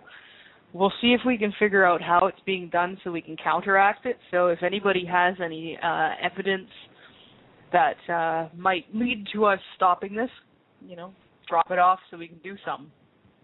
What I recommend is to, for those that are experiencing these kind of things, do some research, learn and figure out what type of personal shielding works for you, and learn the best for you as an individual, grounding, centering, and shielding methods. And being that this is something that you're experiencing every time you listen to the show, I recommend just before listening to the show and during the show, keep your focus on shielding and just returning whatever negative energy is being directed at you to whoever or whatever is sending it. And that's my best recommendation, is learn whatever shielding techniques work best for you and use those. Okay, thank you, Sunfire. Okay, I remember a dream I had about 10 years ago that felt real back then. That of a small space skirmish with a bunch of people using armor that looked like those in the Iron Man comic books. How common is usage of this sort of thing for fighting or battle? Well, the guy that we know in Iron Man, he does exist. But I don't know. A lot of different groups have different armaments and arms and armor. So I don't know who specifically uses stuff that looks like the Iron Man stuff. It could also be when you're dreaming, you see things that your mind interprets a certain way. It's not always literal. So they might have been wearing armor, but it might have looked nothing like the Iron Man costume. That's just what your mind interpreted. Okay. Do beings, here we go again, do beings like is it Navi or Navi in the movie Avatar really exist? If it can be imagined, it exists. The Navi exist. I don't know whether they intersect our particular universe and our particular reality as anything more than a story, but they do exist. Okay. What kinds of clothes do ETs wear? All kinds. Yeah. Are there anything like what we wear? Are they anything like what we wear here? Some are. There are some who are absolute clothes horses and just love to play with fashion. A lot of ET fashions emphasize comfort. They don't usually go in for the, horrible torture that most female fashion is, or, the horrible strangling yourself thing that passes for business wear with men down here on Earth. They do like to design, and they do like art and color and texture, and There's all kinds of interesting fabrics and materials that they play around with. My brother likes to make clothes, and so does my fiance, and it's very fortunate because if I didn't have them, I would probably dress in a sack.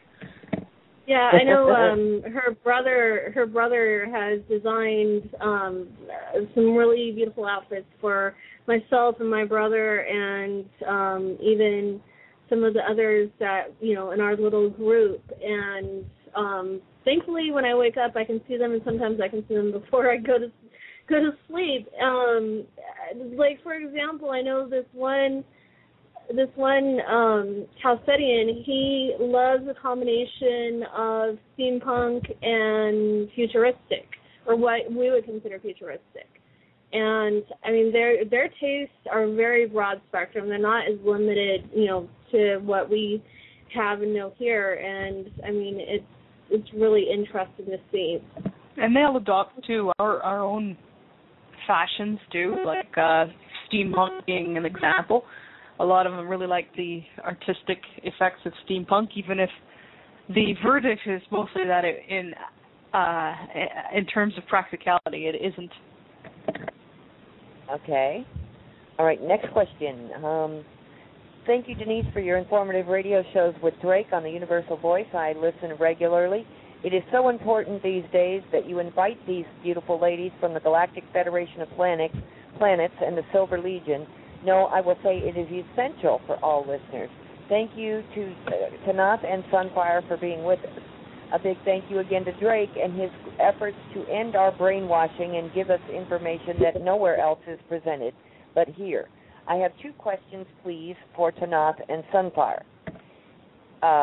Question number one, is there some truth to the Saturn moon matrix? David Icke had some very interesting things to say about it, and he is speculating that Saturn is transmitting radio signals to the moon, and that the moon is an amplifier for those signals with the purpose to create this matrix on Earth that we are actually in. We do know that Saturn is involved. The full nature of that involvement I'm not able to disclose or discuss. The moon is also involved. Again, the full nature of that involvement I'm not able to disclose or discuss. Radio waves seems kind of... I don't know if I'll use it. I'll put it that way. I think radio waves is kind of too primitive of a technique? Okay. It's pretty outdated. Okay, so it wouldn't be radio waves, but there may be transmissions going on between the moon and the planet, right? Mm-hmm. Yeah. Okay. All right. Question number two. What is your opinion on the Conversations with God books from author Neil Donald Walsh? As you have told, there is a problem when someone channels information. Neil Donald Walsh isn't channeling as far as I know. I believe he gets telepathic information that he then writes down immediately. Those books feel not wrong and are very uplifting to me, even when they don't get into all this stuff that you give us extra information of. Do you know anything about Neil Donald Walsh? That's good. I don't know anything about Neil Donald Walsh. I do get really, really leery when anybody is claiming to represent God's word, God's will, claiming to be God. Sources do not personify within their own universe, and sources do not generally do not speak directly under normal conditions. And the reason why this is because the security and confusion. If they personify, it becomes difficult for people to know whether that's really source or whether it's just something faking it. If they personify, they also cease to become, source. In order to be source, a source has to be everything within a universe. Once it starts being something in specific, it is no longer everything. There's a conflict there, a paradox, that removes its essential source nature. So sources generally don't do that within their own universe. Okay, so you couldn't Therefore, anybody who's coming to a source telepathically. Again, it would be very, very difficult to verify with 100% certainty that you were actually speaking with Source. So Source generally doesn't do that. Right. Okay. Gotcha. Makes sense. But it could be something that is relaying positive information. Is there such a thing as positive channeling of any kind? No. I don't know. We generally don't do it. There might be some who are less negative than others, but in general, if it's channeling, it's a form of possession. It's not exactly. It's hard to discern when you're channeling. It is hard to shut out the message as well. I've heard. I think will not engage in possession. Yeah. So if it's coming from a channel source, it's not positive. I think that is a huge source of confusion in our group, with the people, because I think that the people who are passing along information are claiming that they're receiving the information that they're sharing either telepathically or through channeling. And I don't think that the people that are sharing the information know if they're channeling or if they're actually connecting telepathically. Yeah, and for whatever reason, channeling has become considered a legitimate source of information. So a lot of people will claim to be channeling, whether it's actually the channeled modality or not, whether it's telepathy or inner knowing or something else. They call it channeling because everybody knows channeling's real, right? Well, channeling is real, but that doesn't mean what they tell you is correct, accurate, truthful, or positive. Nor does it make those channeled entities positive. Okay, makes sense. Okay, there are people who are researching for Alzheimer's or cancer cures, which might already exist. What type of jobs could these people do with their research and their lab expertise after these cures are disclosed? Well, I'm sure there'll be something else that needs to be cured, and just because they have a cure that works for one thing doesn't mean that it's not a good idea to look for other things that work. Right. Yeah, and also, medical research still continues on in the higher dimensions all the way up. It's just that they do it a bit differently. Less poking monkeys and more energy work. Exactly. And they also have really sophisticated computer systems that they can use for testing and simulation and that kind of thing that are very accurate. Well, and as we all transition, and more relevant I would imagine that there's going to be unprecedented amounts of need for research of all kinds. Oh, yeah. It's not like we're going to be out of stuff to do once this happens, guys. There's going to be a lot of stuff to do. A lot of things to learn and a lot of things to, absolutely. Even if your particular line of work no longer exists, I'm sure there's something that you've been itching to do. Exactly. There'll be an opportunity. And their opportunity will present itself to do the things you've always dreamed of doing. Right. Mm-hmm. Okay. All right. You mentioned your living existing of few material possessions and even going from dwelling to dwelling when traveling and staying at vacant dwellings or sharing on other occasions and making your habitat available as well. Excuse me. Do you have any idea if that is how we will roll in 4D or something similar to now with individual dwellings or combinations of all? I just can't extrapolate that thought here in 3D. You and Sunfire are so very special. Thank you so much. I don't know how people are going to choose to do it here, if they're going to choose to stay in permanent dwellings or not. I plan on, living on my ships again. I guess the ship, it's kind of like a portable house. You got all the amenities of home and all the excitement of traveling between the stars. My living situation hasn't been entirely voluntary, but I haven't sweated it too much because I understand that these things are transient and I'm really not all that concerned with material possessions. I have what I need to survive and even to thrive, though certainly I would like to see great changes on this world that give everybody what they need to survive and thrive. Okay. Sorry for from what I understand, they'll be different. There'll be, whatever. There'll be multiple different, options as far as living conditions and stuff for, whatever people want that will suit their specific needs and preferences. Okay. All right. Sorry in advance for the length of this question. It's hard for me to put into context. How do you visualize 4D and our domestic companions? If we have the ability to converse telepathically, will our relationships differ?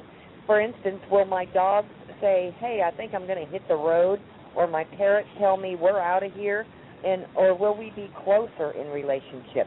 Our pets, and by the way, I hate the word pet, even an issue in 4D, or will our 4D, again, be an experiment with no benchmark for the human/companion relationship scenario?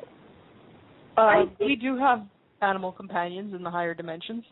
In a lot of cases, I don't think your dog or your parrot or your cat or your pet anything is going to hit the road unless you're abusive. Most of the time, our animal companions love us, especially if we love them. Mm-hmm. The relationships deepen. There's a lot more communication.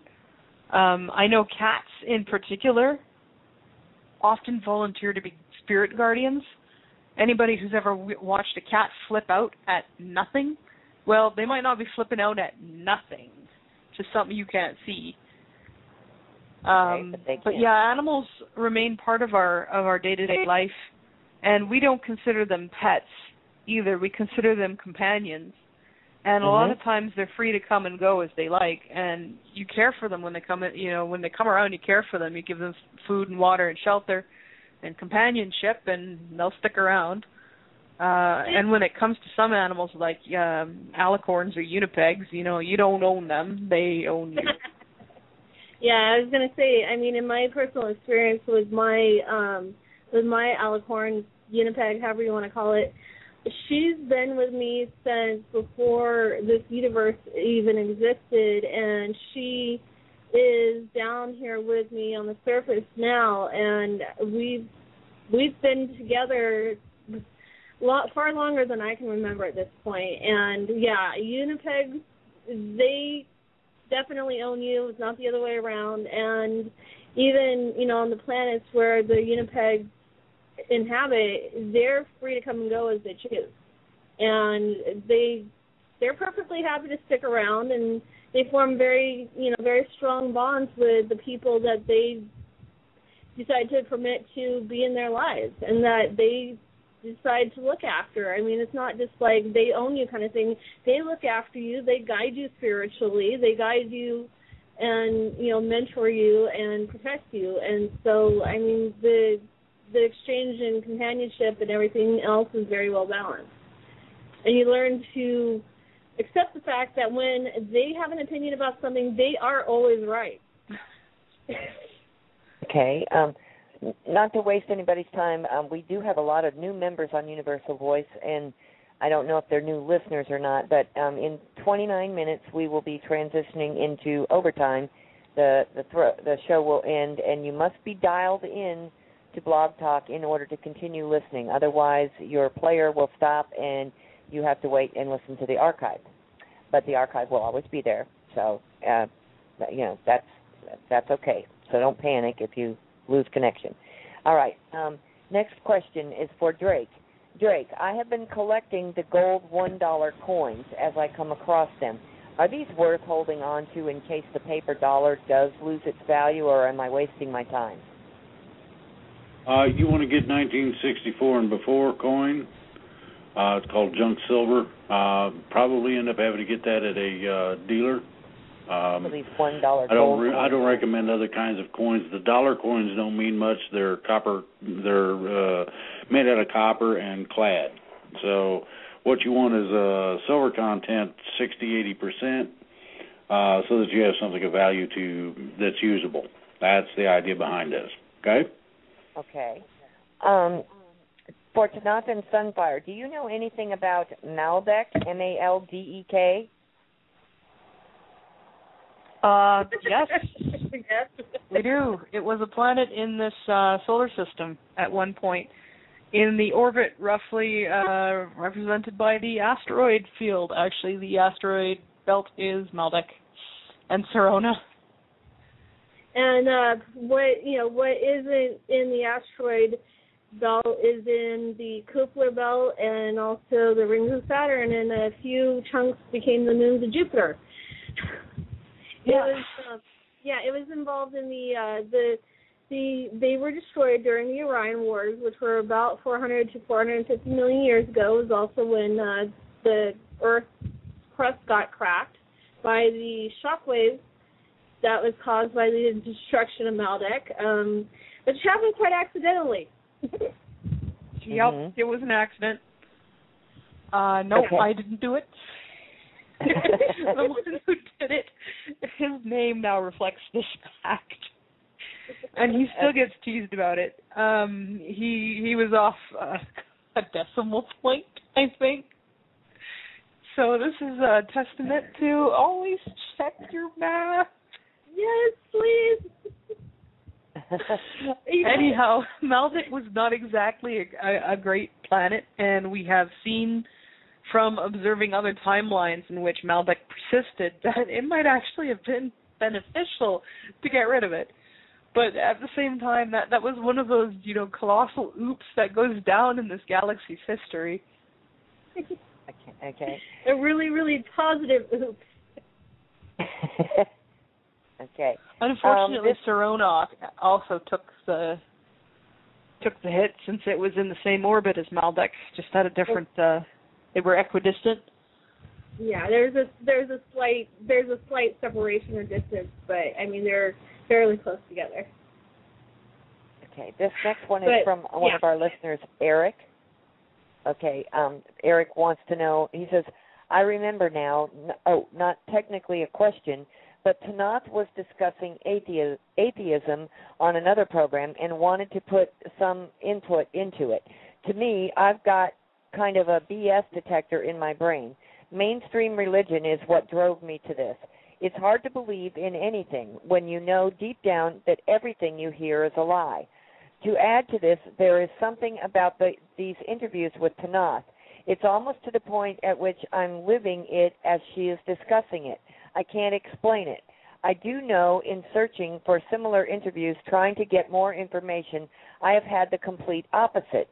I'm not sure where this is coming from, but I was listening to Stuart Swerdlow the other day, and something seems off. What can you help? Can you help me? Can you comment on this? People will find that truth resonates with them. Now, my truth is resonating, I guess, with this person particularly strongly. That does not mean my truth is going to be truth for everyone, but likely this person is gaining some benefit from this, and may possibly share in this truth as well. Okay. I can't guarantee that everybody else is going to. It's a your mileage may vary situation very much. I'm glad that it's resonating with someone. That's good to know. I think you resonate with a lot of people to know. That's good. I'm not here to try to spread a lot of BS. I'm not here to feed the fear porn. I'm not here to shove my belief system down anybody's faces or throats. I'm here to represent what I know and what I feel to be true, which may not be true for everyone else, but it is for me. Mhm. Absolutely. And same for Sunfire and, of course, Drake. And for that we are very thankful. And I think that my truth is one that's very friendly and very inclusive. You don't have to beat yourself up to get it. You don't have to knock yourself over the head or scrape your forehead in the dirt in order to have this reality. It doesn't require that you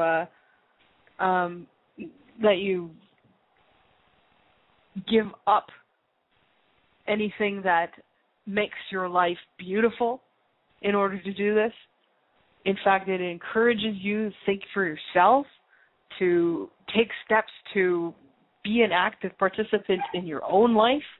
It does not encourage passivity. It encourages activity and awareness and seeking as opposed to being fed shit, pardon my language. It doesn't require that you follow somebody else's word in order to survive or even just have a decent life. I think anything that does is inherently unfriendly and anti-human at its base. If somebody's telling you to follow orders, they don't necessarily have your best interests in mind. They have their own, and that might not be the same thing at all. Okay. Thank you. This next question is for you, Drake, and it's not necessarily pertinent to tonight's show. When will you be releasing the next part of your book? I'm working hard on the first part, and I would appreciate having the other part to study along with. For me, anyway, it's time to get her done. And another question was, have Tanaath and Sunfire had any input, or does anything in your book relate to your working with Tanaath and Sunfire? No, not yet. And I'm looking at starting that book this week. So that second book will be coming out. Okay. Okay. Thank you, Drake. Yep. Okay, Drake, Cabal in relation to gold, knowing that the Cabal use gold to finance their activities via at least the banking system, if one comes across a large find of gold, is there an option to exchange it in a manner that is not slave to the Cabal?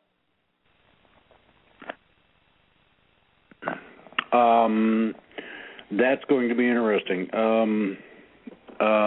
If you come across something that is a large cache of that, contact me and we'll find out where it came from and things of this nature, and we can make a better informed decision on that. Okay? Okay. I've heard the expression that Earth is a prison planet, as Alex Jones calls it, the prison planet. Is it possible that the electric fence, radio waves, and electronic white noise might be keeping the humans at bay in regards to the evolution? Does the moon have anything to do with any of it, and why? Yes, and yes. As for why, there are a lot of different things that have been used to keep humans trapped on this planet and human consciousness down. The moon was the basis for a lot of this. The moon is an artificial satellite. It was brought here by the reptoids. It has been used for a base to house equipment to cause various problems for us, including, as I've spoken before, about the soul traps and the reincarnation traps. Some of that was based on the moon. There are other things, some of which I'm not at liberty to discuss at this time. But yes, the moon is a problem. We're working on making it less so. Okay, this is for you, Tanaath. You explained in another interview how to set up a shield, both personal and environmental.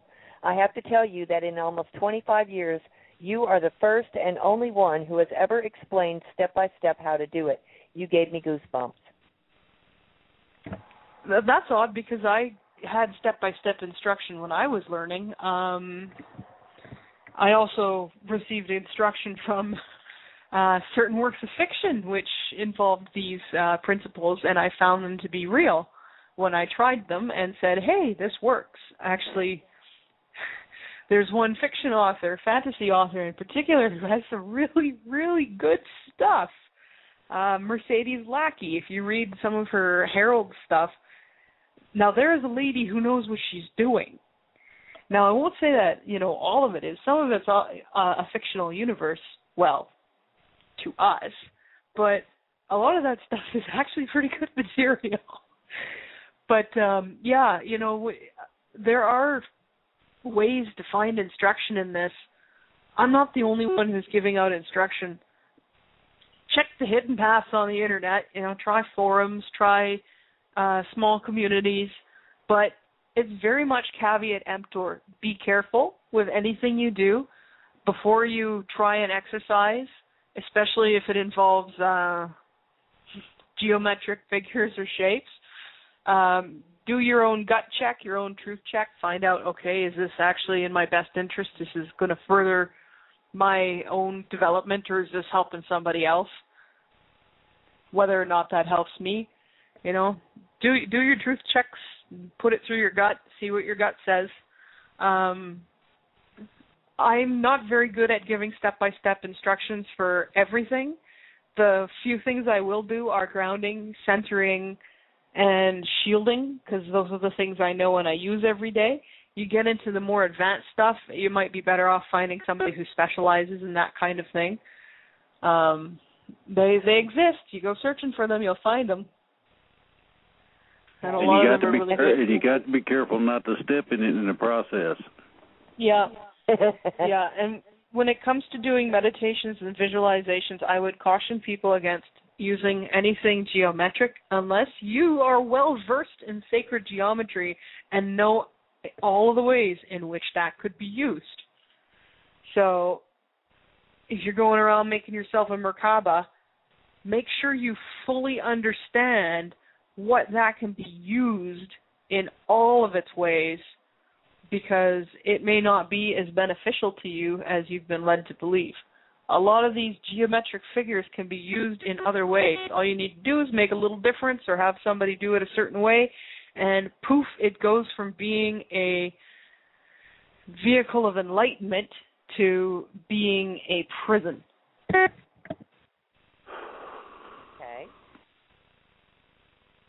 Wow. Okay. Next question. You guys said to ask any beings that we might encounter 3 times, are you of the light? Are there any tips on what to do if they say no? And how do we defend ourselves? Punch them in the face. Send them away. Tell them, I will not interact with you. Leave. Don't interact with me. I do not give you permission to interact with me. If they persist, that's when you start fighting back. Either get your guardians to help you, or if you're capable, do it yourself. If they say no, now in some circumstances you may get a dark-oriented being who is not evil. I would still recommend proceeding with caution. Okay. That's most the point people where you start might understand asking something further. here. A lot of people miss this.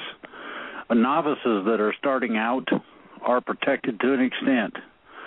That does not mean you can be an idiot and go running through a bunch of cows and expect not to step in something. But if you use general common sense, and common sense does apply to these fields, these areas, you generally will be all right. If you sense or feel something that don't feel right, turn around and walk away. Yep, get out of there or send them away if they came to you. If it's making you feel a little iffy, if it's making you feel a little off, you're not obligated to take its BS. Send it away or go. Okay. This is like, those like us and Alex Collier and Tolik have been so insistent on people developing their instincts, their intuition, getting to know themselves inside and out, and getting to know what abilities they do and don't have. Your instincts and your gut are your strongest guide and your most accurate one. Yeah, and just because something is not physical human does not mean automatically that what it's telling you is the truth.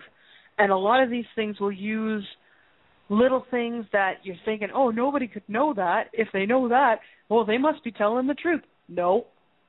Information travels.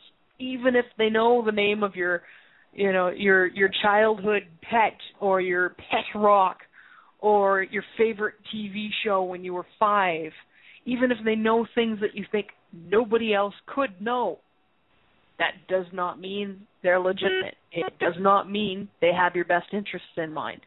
It does not mean they're your friend. Exercise caution.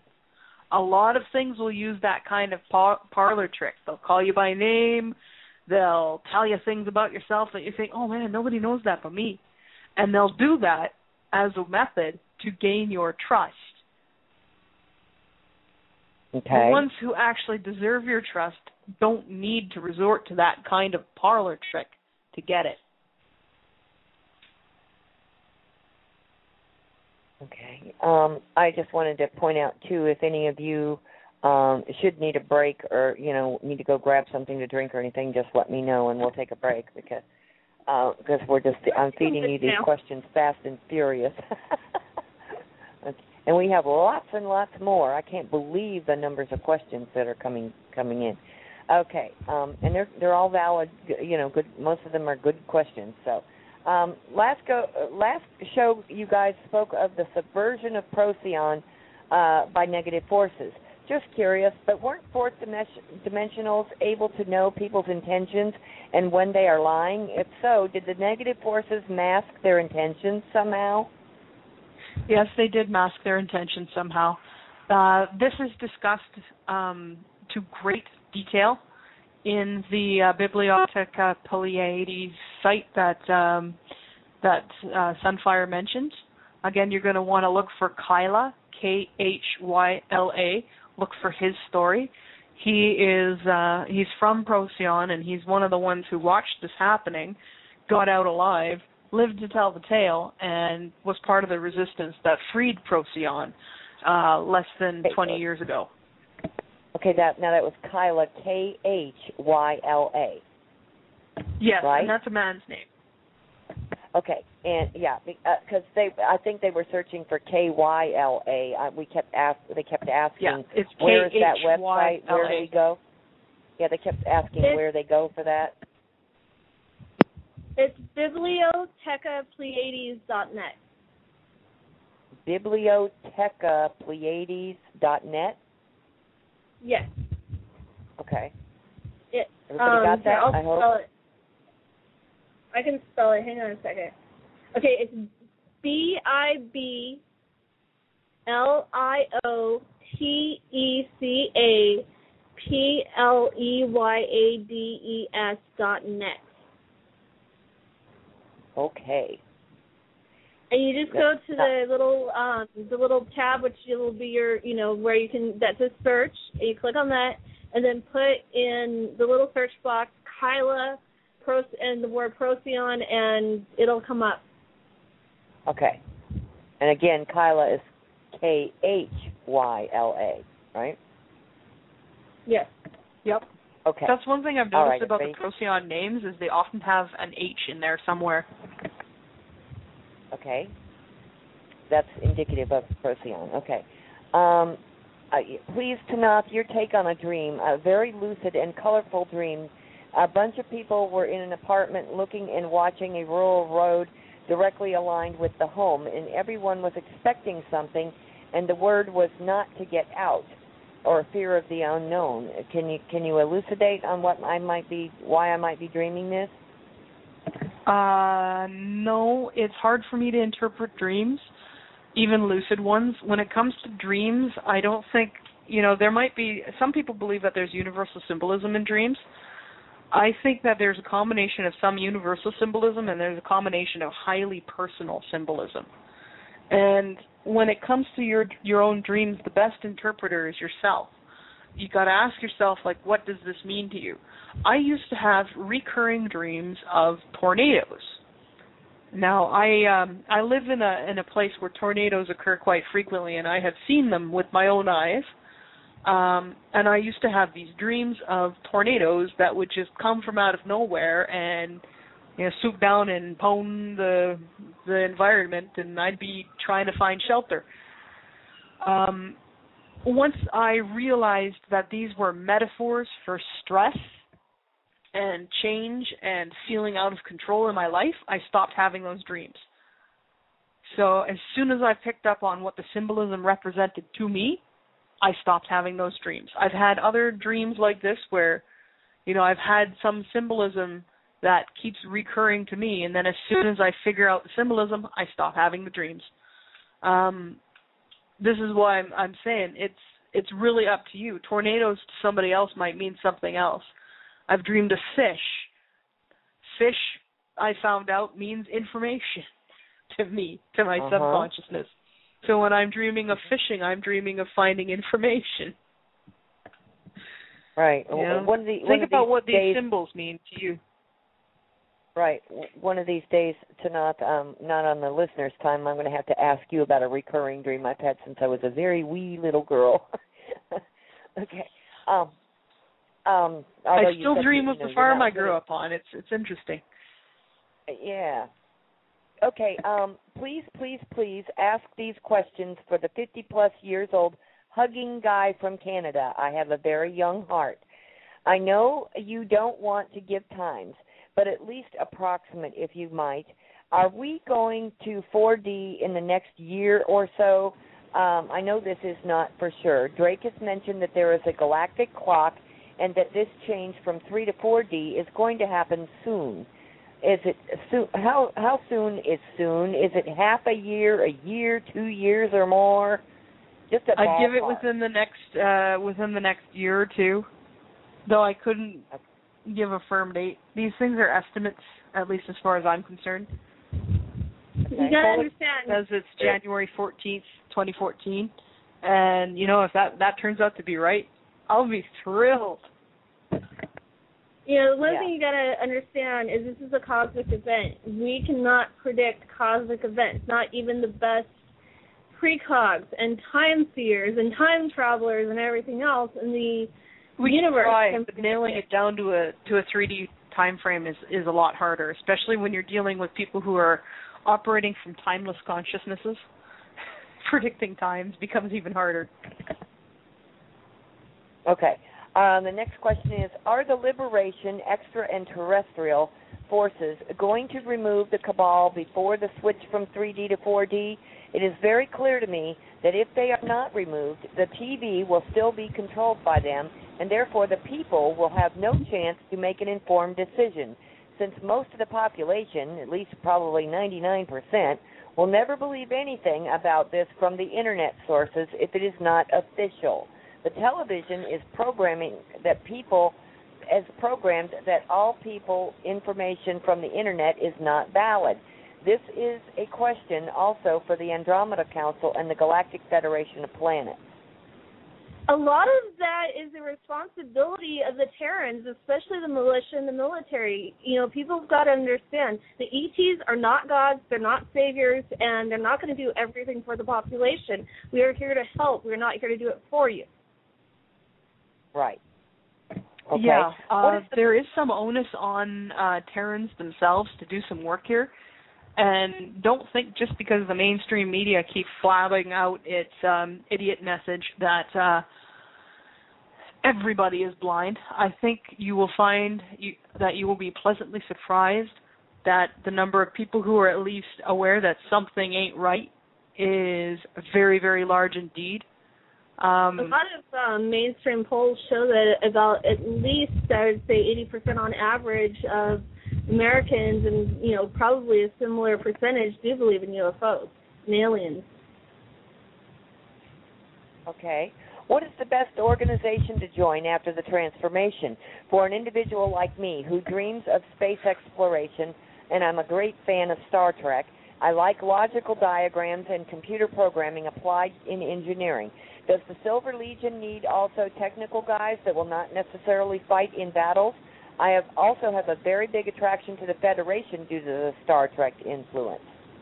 Yeah, we do need engineers, and as for the best, well, that would be up to you, because there's a lot of potential good fits there among the Galactic Federation of Planets, among the Silver Legion, among the Andromeda Council, among various groups that are involved. You're going to have ample opportunity to get out there and explore and have fun and be engineering. We do have an engineering corps in the Silver Legion. It's headed by a person who is considered fictitious and who we have spoken of previously.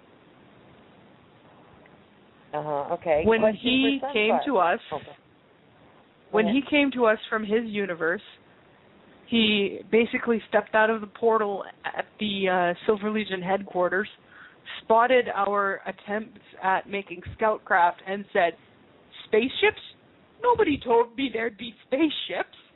And we haven't been able to keep him away. So his personal scout craft is called the Highball. my brother, aside from being a physicist, he also is into engineering and building things, and there's been times we've literally had to take crowbars between the two of them to get them away from their fun that they've been having to, sleep, eat, rest, do something else. And he has never, ever, ever heard of freezing the design either. The highball goes through constant changes. I know a lot of people who won't set foot on that thing. Uh-huh. Okay. Question for Sunfire. On what is the planet or star system in our galaxy with the very beautiful women? Since I am looking for a lot of hugs, even if I admire the Andrones because they kick reptilian asses, I'm not inclined to go there. Actually, there are a lot of different planets that have a lot of very beautiful people, and majority of them really do like hugs. I haven't yet, especially among the positives, found one that doesn't. And as far as beauty, I very much hold on to the saying that beauty is in the eye of the beholder. What one person or individual sentient being considers beautiful may not be considered beautiful to another. And so, variety is the spice of life, and infinite combinations, infinite diversity. Jump on it. And you might not find somebody physically appealing and still be able to adore them as a being. We recently ran across a positive species of methane breathers. To them, we're the ugliest things they ever laid eyes on. They're not far from it themselves to us, like to our sensibilities. But, oh boy, are they ever beautiful in heart, and they feel the same about us. Okay, excuse me, honey. We have 60 seconds for you to dial in if you're not, or you will lose connection. 646-716-4984. 646-716-4984. All right. And I'm sorry, I didn't mean to interrupt. I'm sorry if I'm talking over you ladies because I'm having some audio difficulties tonight, and there's like a lag and a lot of distortion in your voices, so I don't mean to talk over you. I apologize. I'm hoping that's not a universal thing, that everybody's getting that distortion. I know we have our fan club. I know they've had trouble disconnecting us, so it seems like they're going to try to mess with our sound instead. Yeah, for our fan club, I just said, Yeah, really. If the truth be known, I believe it's a Skype thing. I'm dialed into the board through Skype, and like on Drake's program, when we had Neil Keenan and them, I was hearing Neil, and Neil and I were hearing Drake horrible, and everybody else was hearing him fine. So I think it's something between Skype and the Blog Talk that there's some kind of hiccup. So yes, I'm afraid at this time I don't have any other alternative. Right. Oh no, it's not you. I think it's my connecting through Skype. I don't know. I probably have modem. I don't know, just something out of sync or something. Something's not traveling at the same speed somewhere. So, anyway, okay. Next question is all imagination information from God as a message to us? I have a very active imagination. What's the difference between getting insight and getting delusions? Well, first I want to say that, it would be hard to say as far as the person did not define what they consider God. When it comes to inspiration, it's usually coming from your higher self.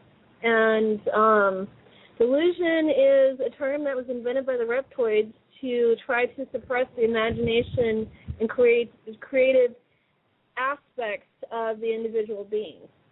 I suggest reading a book called The Enlightenment. It can be found on the Unicus magazine website. You just go to the article, click on the link for articles, and there's one called The Enlightenment. It's a PDF. Read it. You'll get your answer. Yep. I highly recommend the book. And as for imagination and delusion, I would say that there are, anything you can imagine is real. It exists somewhere. Not all of it exists close, and not all of all of it intersects with our current reality. As to how to tell, I think you'd have to use your discernment. I literally ask my gut, my solar plexus chakra. It usually keeps me steered pretty good. Okay. Okay. What can you tell us about Glenn Beck's, this is for Drake, about Glenn Beck's recent announcement that the next 10 days are going to be history-making, and he's going to be making an announcement within the next 24 hours. Okay, so this 24-hour thing was from Glenn Beck. Yeah, how about that? He managed to cause more fun and games with his righteous BS. What can I tell you? Well, depends on whether you want reality. If you want reality, I don't suggest listening to Glenn Beck because I haven't heard a definitive answer from the man yet. And I've followed him off and on for quite a while. I've listened to Rush Limbaugh. Prison Planet, come on. It just goes on and it doesn't stop. There seems to be no limit to the capability of people to get caught in a whole lot of horse hockey and find themselves drowning in it if they continue to partake. So I don't suggest all that. What do I think of it? Horse hockey. Next. Okay. This next question is rather interesting. I was recently at a spiritual center where a guest minister/healer was doing her thing. She began to clap her hands, etc., and supposedly cut cords of negative entities she described as attached to individuals.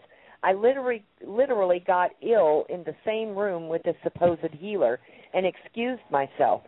It appeared quite an abusive display to certain individuals that she singled out. I want to talk about this one. Was she actually the negative entity or the nasty ET? I want to talk about this one. I've heard anecdotes from a friend of mine who, went to something like this and experienced something very similar. Now, the friend that I've known this friend for a long, long time. This person is nothing if not loving and caring and giving and positive and full of light. But she was having these violent symptoms, physical symptoms, which were interpreted at the retreat as evidence of healing or that she'd had bad stuff coming out.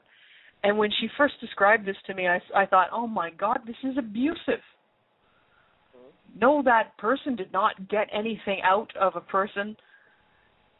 She imposed it upon them. That's what happened in there. Doing this not is actually the negative entity, right? Yeah, that's the one that's doing it. It's not, it's not that the person who's suffering the symptoms is a bad person or anything like that. It's the person who's suggesting it and causing it and using, for lack of a better term, magic or emotional suggestion or, power with emotional backing and suggestive backing to produce that symptom.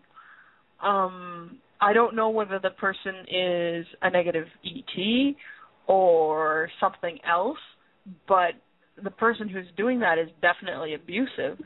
And this, the reaction is being held as proof that it's working. No, the reaction is imposed upon you. And I knew this was a problem when my friend described it to me, because there is no way in heck that my friend was as filthy and riddled with evil as those symptoms were made to suggest. There was no evil to be excised out of your friend. No. Yeah.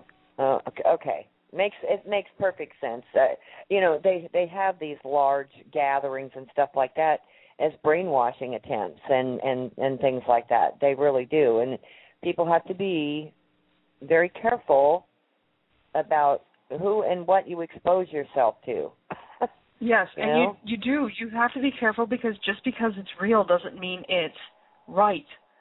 Yes, These symptoms are real. Yes, there was a real reaction. That doesn't mean that the explanation they give you for why it was real is accurate. Okay.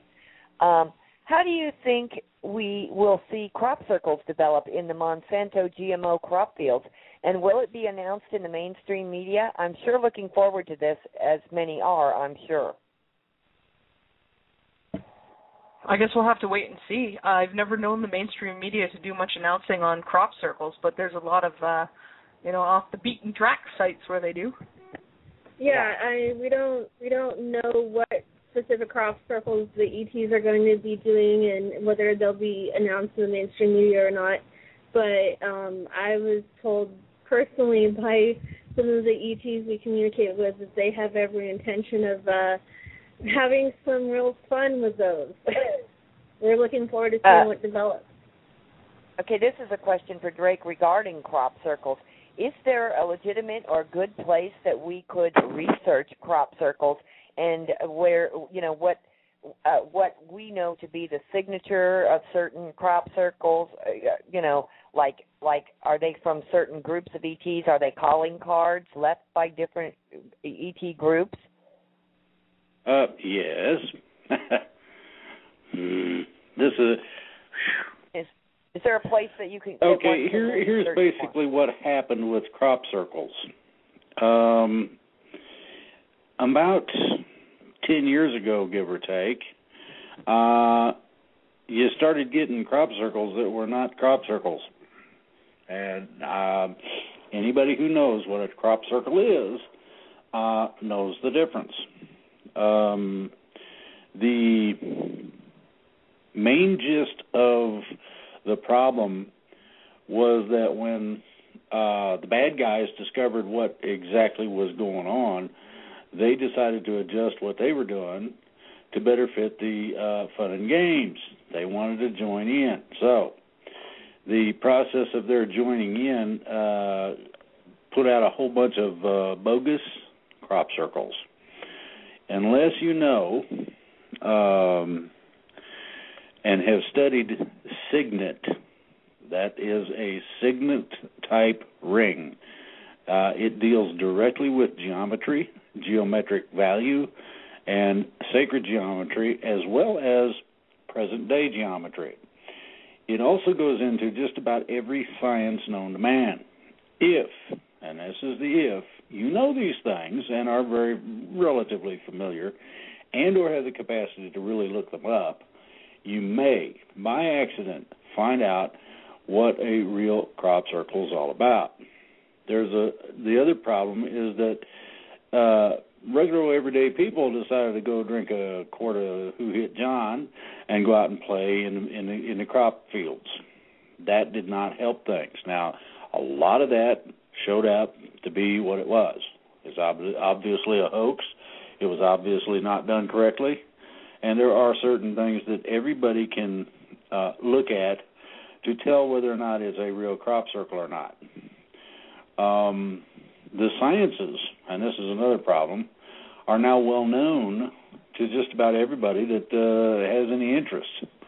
So you also got the minor problem of the fact that because these people know who play technical games and act like, we're ET, or whatever, because they have the same technical capabilities as the people who are actually putting down, writing, formulating the true crop circles, now you got a bunch of bogus stuff.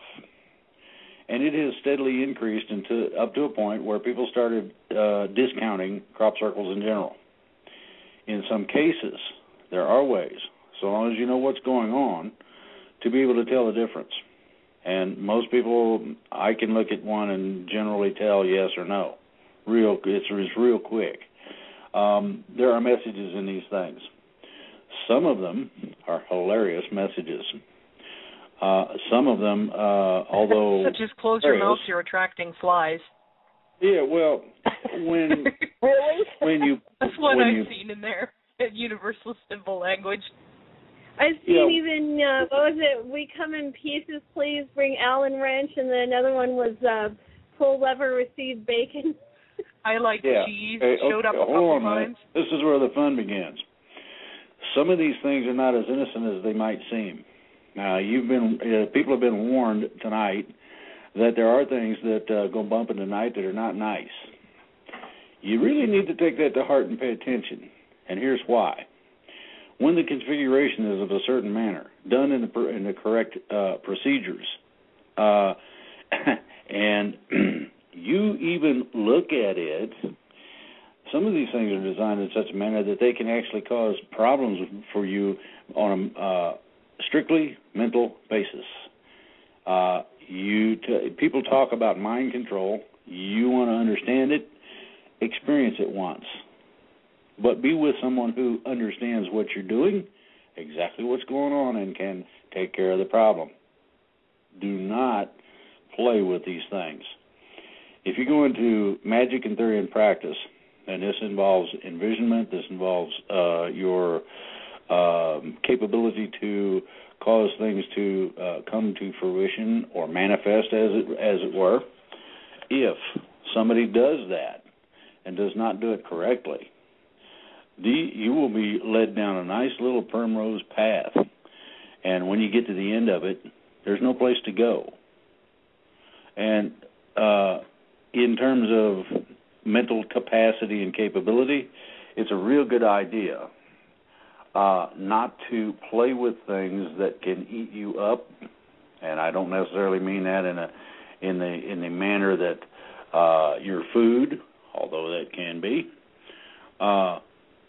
You need to be very careful not to get involved with the things that can be totally and permanently not just disabling, but damaging. In other words, an individual who gets their cranium, their brains, overloaded, and it can be sensory or otherwise, can have a tendency to start burning out the connections. A lot of people experienced that back in the hippie days of the 60s. Too much LSD did things to your head, and you never was right again.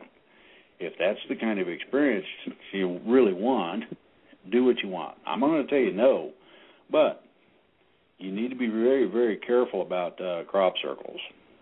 First of all, to find something genuine.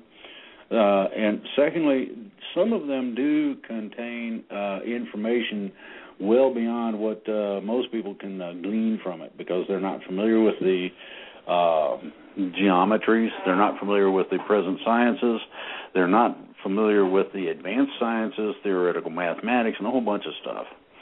When you place something on the planet, if you do so in a certain manner, it has physical results.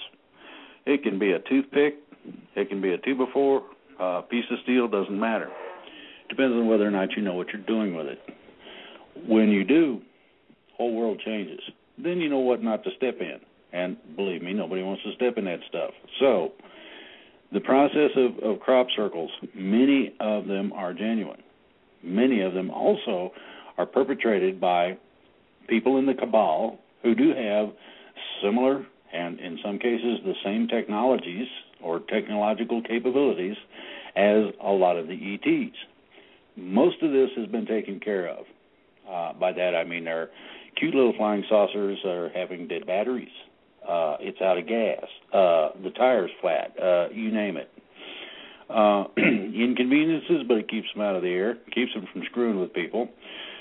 They cannot play the games of putting a crop circle out that says the world's coming to an end and is relatively done correctly. They don't have that capability right now. So most of what you're going to see in terms of crop circles presently, and I haven't heard of very many lately, to be honest with you, should be pretty much correct. Learn how to read them. You've got three or four different ways. Five ways that it would be obvious in terms of reading them. Universal symbolism was mentioned. The other one is the sacred and other geometries. Another one is mathematics, and the main one is knowing conditions and positions of things presently, and what that thing shows in terms of present condition changing to something else.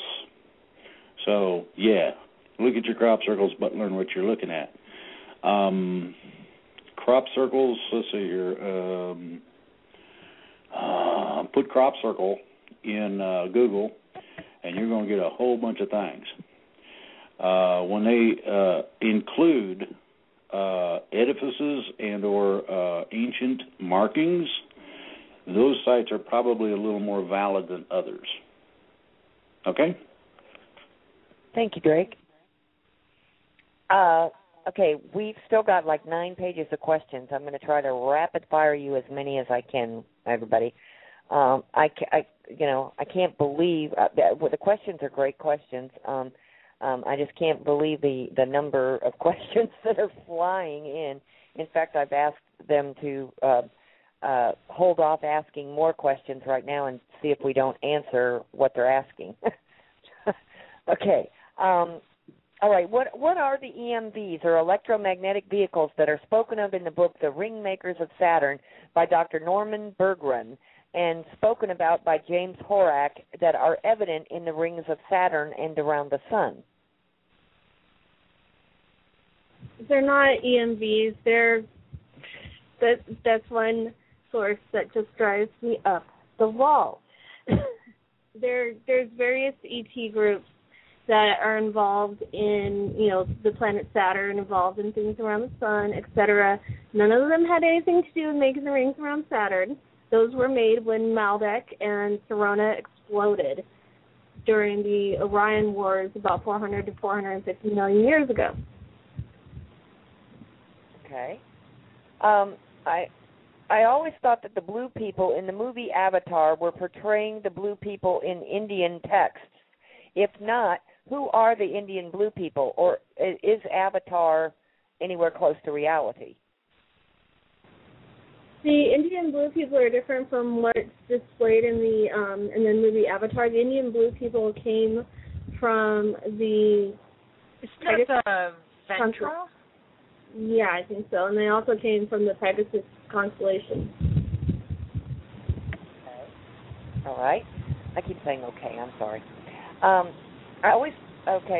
The new Star Trek movie, in the opening scene, took place on Nibiru, and they were trying to stop a natural disaster. Was there a reason for them using that, or was it just a coincidence? It's the cabal trying to further propagate the psyops that is Nibiru and the big bad oogie boogie. Yeah. It's the same reason they destroyed Vulcan, which, as any fan of the franchise is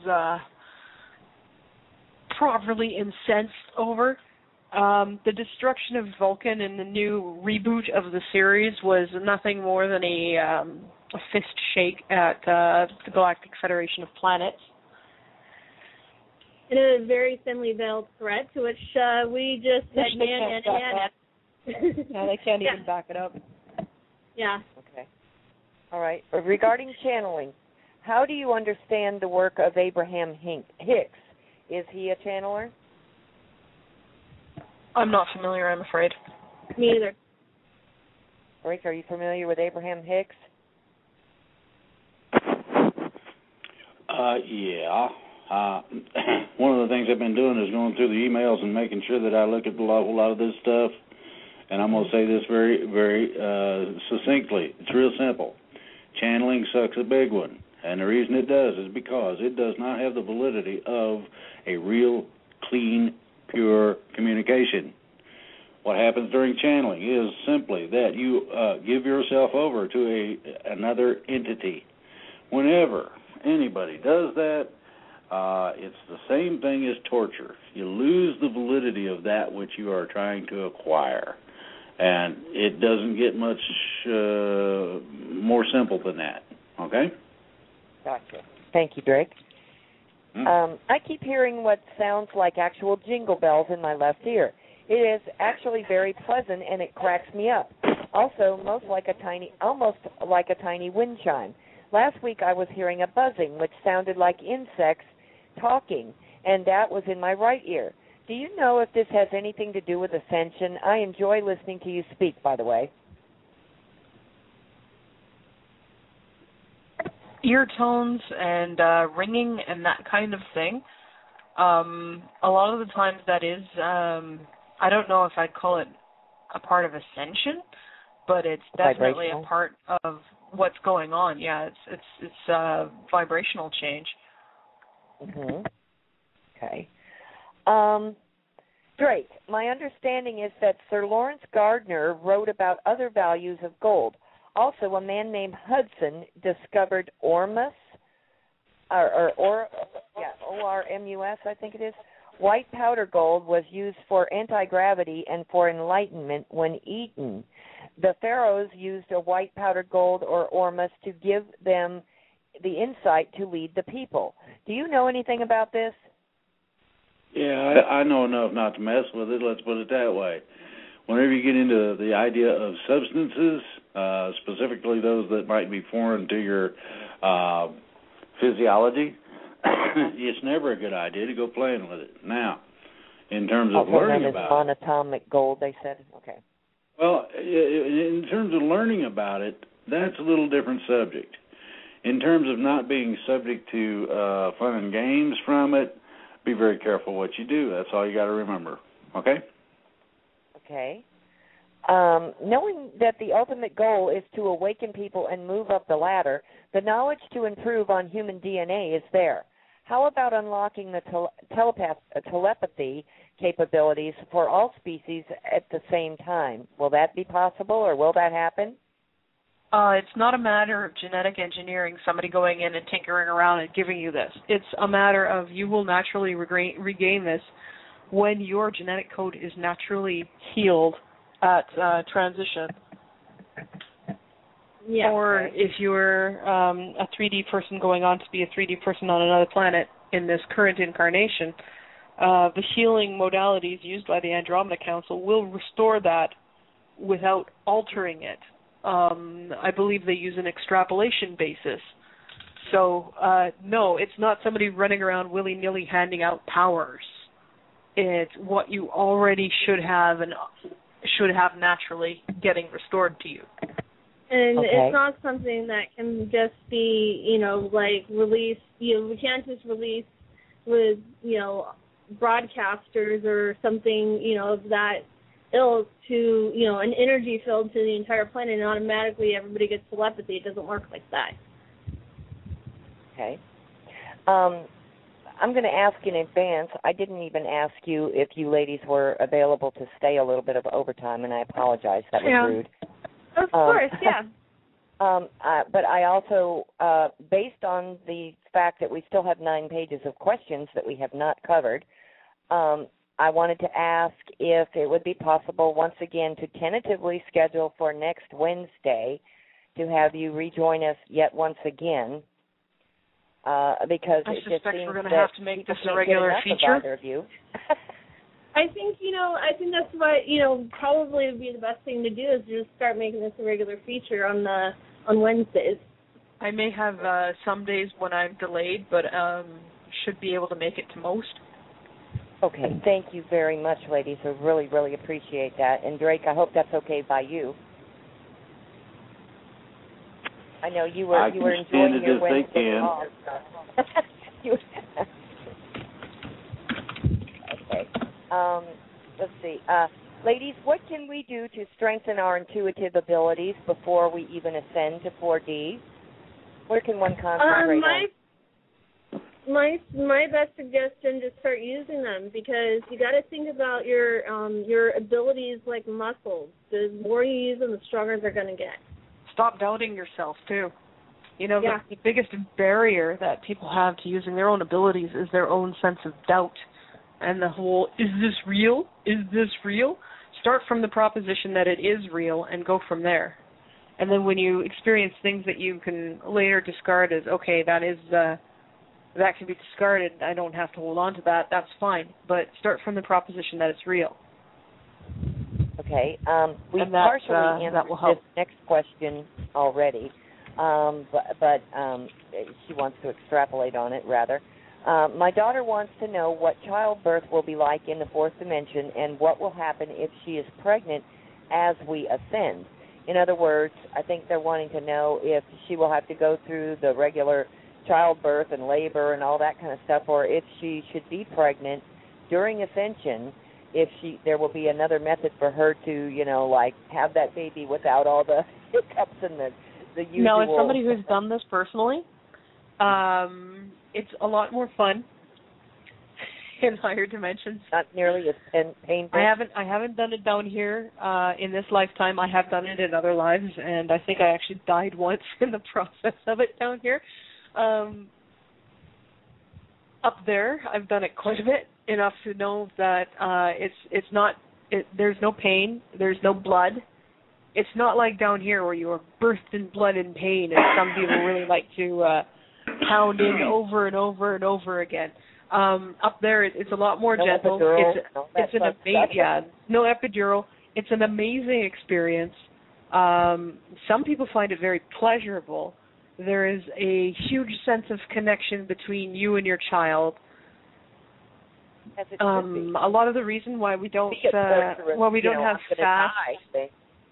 Yeah. Well, and then also you can communicate telepathically to your child while you're carrying it. But I mean, for those that don't want to go through the whole effort or the whole experience of carrying a child in the higher dimensions, there are several other methods, including just directly manifesting one with your mate or your lover or husband or wife or whatever you want to call it. And I think Tolik explained for those that are pregnant during the time that the transition happens, they will be born as a fourth-dimensional child versus, being, born as a three-dimensional baby. And then for those that are actually giving birth when the specific transition point hits, that there'll be people from like the Andromeda Council, Galactic Federation of the Planets, etc., to assist the mothers.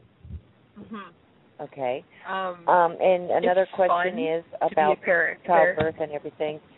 Will it strictly, as it is now, be the woman's thing to give birth? I know some males who do this. Yeah, it varies from race to race and species to species. I do know of among between individuals. Yeah, and I do know among the Federation there are a few races and species that the males do carry the young, and even I know of one off the top of my head where the entire race, they're humanoid, or humans actually, come to think about it, and they're both male and female, and they have both the full male and full female body parts, and so any one individual can carry a child. Mm-hmm. Yeah, the only species I ever knew of where the male had anything to do with it was a seahorse. Right. Yep, good fathers. Yep. Okay. Are there people among us who are not sentient beings, but more like bots in a video game? I'm talking about those whose entire consciousness seems composed of programs that cannot be busted, no matter what logic you provide them with. If so or not, then who are these people? Just who are they? Well, if you're either dealing with something like a biological robot or a clone, or you're dealing with somebody who's so heavily mind-controlled that they can't break out of it. Okay.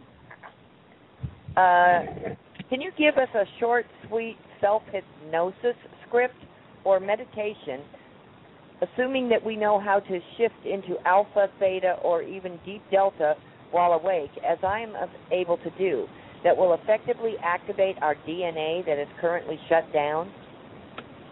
I don't really play around much with hypnosis, self or otherwise. I can't give you a script, sorry. Yeah, I don't get involved in any of that. Sorry. Okay. I think it's more important to research and find the one that works and feels right for you with your own gut. Your DNA will change on its own. I'd be really careful with anything claiming to activate you. Makes sense. Thank you very much.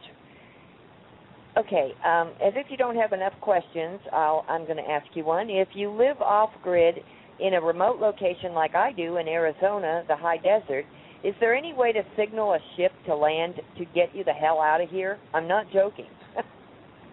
Unfortunately, at this time, I don't think that civilian pickups are possible. And right now, I don't recommend it because unless you specifically know the people, you may find yourself getting into on the wrong a really bad situation. a situation that you can't easily get out of. So, I just hold on a little bit. Don't ever get, if you do get contact with somebody, take the time to establish a trust relationship. Make sure you really trust them and understand them. Don't just get willy-nilly and hop into the first spacecraft that presents itself. That's a bad idea. It's just like you wouldn't get into a stranger's white cube van just because they're offering you candy. It's the same principle. Don't take rides from strangers. Right. I totally agree. Okay. Will a replicator make a sandwich as well as a fender for a bicycle, say? Or will it take different types of replicators? Yeah, replicators, some of them are specific to, like, say, food or clothing, but most are multi-purpose units. I know that the Federation has a portable unit that is about the size of, if anybody's ever seen them, one of those Eliminator portable battery packs. Same sort of size and weight, although probably a different shape. And those can do camping gear, survival items, food, clothing, medicine. They can give you a portable shelter that you can construct yourself fairly simply that will be fairly weatherproof. No more dome tents collapsing in the middle of a rainstorm like in my childhood. That kind of thing. Heck, they'll even do anvils and steel if you're like me and you like to play with a forge.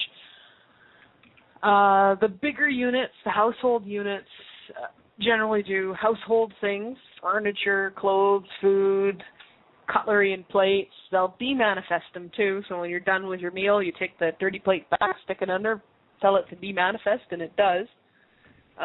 Industrial models will pop out houses and buildings and large-scale infrastructure, things like that. Military models will pump out armor and armaments and things like that.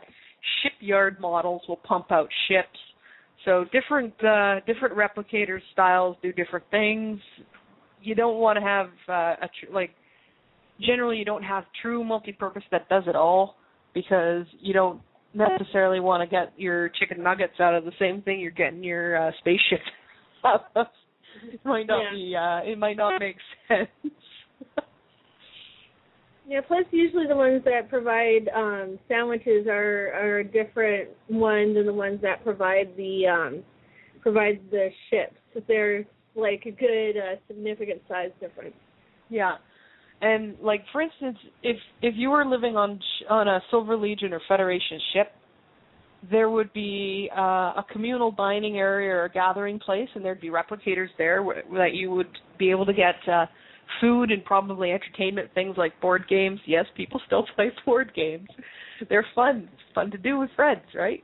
You get your food or your board games or whatever, or your drinks, and sit around with friends and socialize. In your quarters, there would be one that would do mostly food, personal hygiene items, and clothes.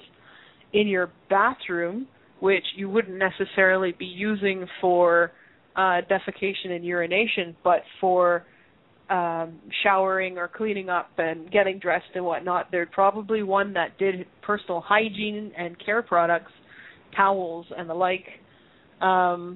Because, yes, they do shower still. Some people really like it.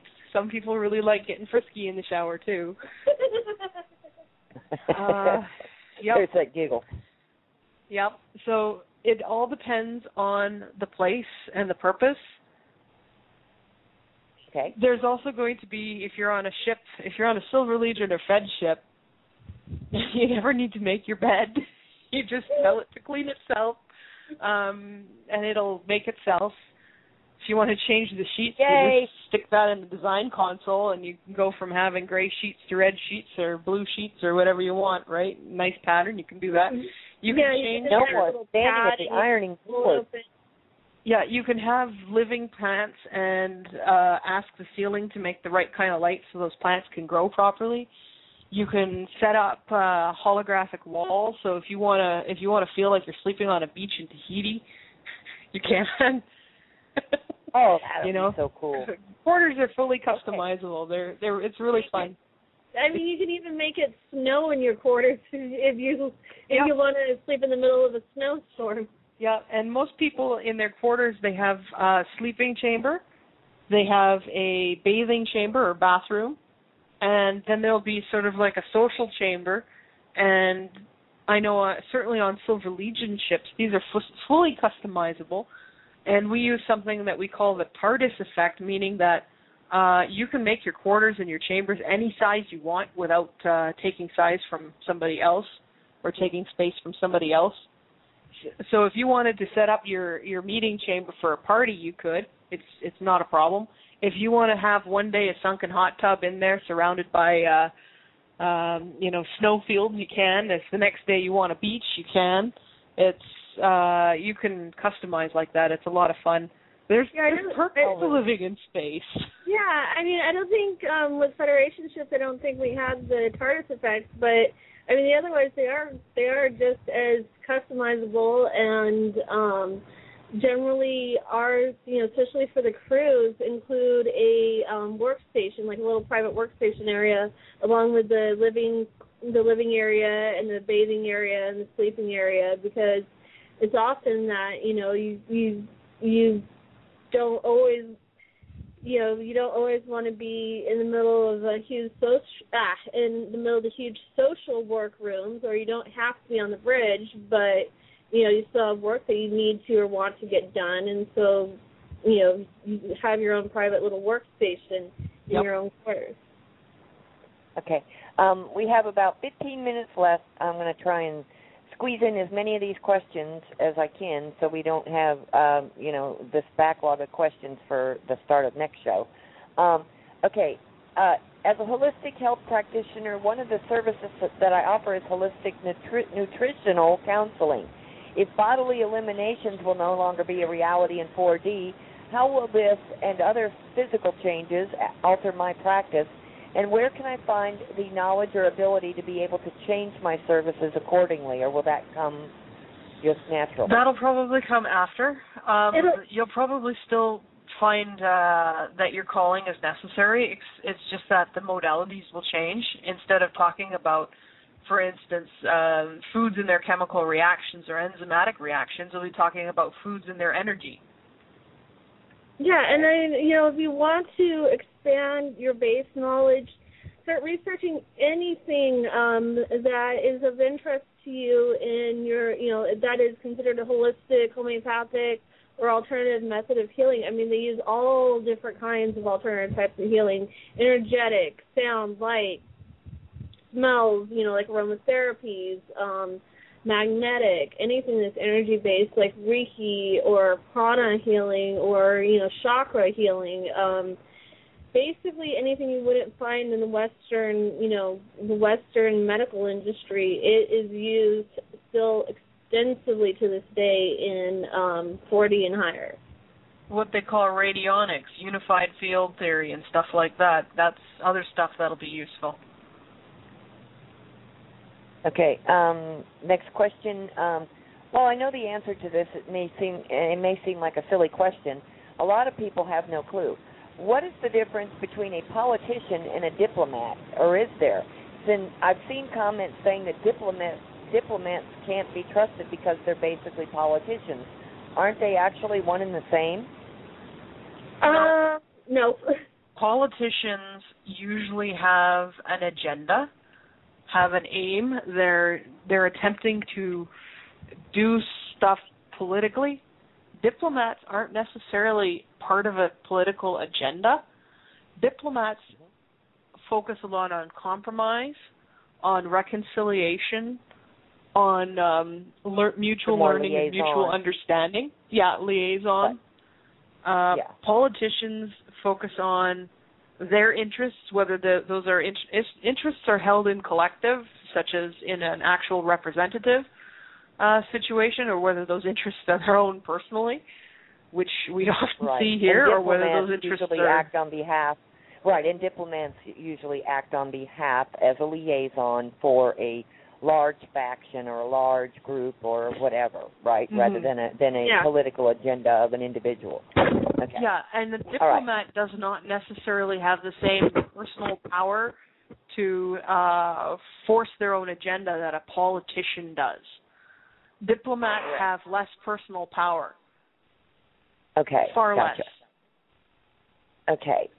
Being Canadian, I'm very glad that you're here in Canada, and I'm wondering if there is a reason that you might be able to disclose as to why you might be in Canada. Is there a particular reason? You could tell your off-world friends also that I have lots of parking behind my house, and I would be honored to have them over as my guests. Well, I can't arrange any visits at this time. As for why Canada, well, quite simply, I was born here. There were a number of reasons that went into that decision, and yes, I was involved in the decision to be born here. It wasn't just willy-nilly slapped back in. I chose to come here. I chose to incarnate as part of this mission, and I did have a choice as to which family I would be born into. There were a number of families that were suitable. I chose this one, and I'm not regretting the decision in any means. It happens that they are in Canada, and, you know, I got to say, it suits me. I like this country. I seem to be fairly well adapted for the weather. To use a metric Celsius scale, I do best between minus 30 and about plus 15, plus 20. Once it starts getting hotter than that, I start suffering. So I like Canada. Yay, Canada. Give me my cold. I don't much like driving on ice, but I do like the cold. I'm glad you like it. You like the cold. I'll take my my Mediterranean, weather any day over cold. Mediterranean's not so bad. I was like recently in a Central American country, and it was 30 degrees Celsius at the least, and I just felt like I was going to die. Right. I like the four seasons. I lived in Colorado that's where I was born, in Colorado, and we actually had a winter, summer, a spring, and a fall. Where like here in Mississippi where I live, it's summer 99% of the year, and then we have a brief winter, and we just go from one to the other. So, yeah. But anyway, okay, I've got time for just a couple more quick questions. This next one's for you, Drake. Where is Snowden, and what is the truth about the latest that's going on in Greece and Turkey? Run that one by again real quick. Where is Snowden, and what is the truth about the latest that is going on in Greece and Turkey?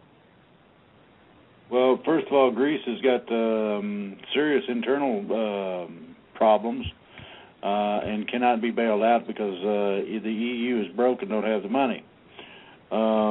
Turkey, we the people in that particular area decided they had enough of the BS, and they are pretty adamant about it. I'm not going to tell you where Snowden's at. I don't think anybody needs to know. When he's ready to disclose his location, he will do so. I'm not going to do it for him ahead of time. That is not going to happen. Okay? Okay. One more question, I think, and then we'll have time for some closing remarks from all of you. The one last question is for Tanaath and Sunfire. Our universe is a light-based universe with frequencies, vibrations, density, etc. Are there universes that have a different elemental structure to our own, something that we can't even imagine, or are they all more or less like ours with a solar system and sun and so on? Well, there's universes you can imagine, and there's universes you can't imagine. It's all out there. All that is possible is expressed somewhere in a universe, and sometimes even in multiple timelines or alternate realities or alternate versions of the current universe. That's one of the ways in which existence gets past the paradox of all that is possible must be, without requiring it to all be simultaneously together. Okay. All right, I think that's going to just about do it for our questions for the evening. Did you, Tanaath, want to, you or either one of you ladies want to give some closing remarks? Yeah, I'll bite. I want to reiterate, feel no fear. Don't allow yourself to be panicked or stampeded into doing something. Anybody who's got to resort to that to try to get you to do something is trying to get you to do something that ain't good for you. Remain calm, remain hopeful. Everything's going to turn out all right. And if you feel the urge to get involved, however that may be, get involved. Don't be a passenger in your own life. Thank you very much. Okay, how about you, Sunfire? Well, like I was saying earlier, focus on developing your instincts and your own abilities. They are like muscles. The more you use them, the stronger they will get. Try to, be truthful to yourself and to others. And, while it may seem like, we're still in the dark before the dawn, things are getting better. They're improving. And, the ETs are out there. They're helping, but they're not going to do the work for you. So, find out where you fit in and start, doing a lot of the, Tanaath calls it the self-work. It's going to help. It's going to make things a lot easier. Thank you very, very much. And here's the saying goes, it can't rain all the time. Okay. Drake, did you have a closing statement? Yeah, real simple.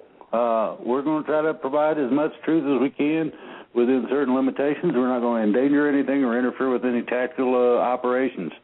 Until such time as you can get your head around it, I would say, open your mind just a little bit and think about it. And my usual, get her done. Okay. I want to thank everybody for being with us tonight.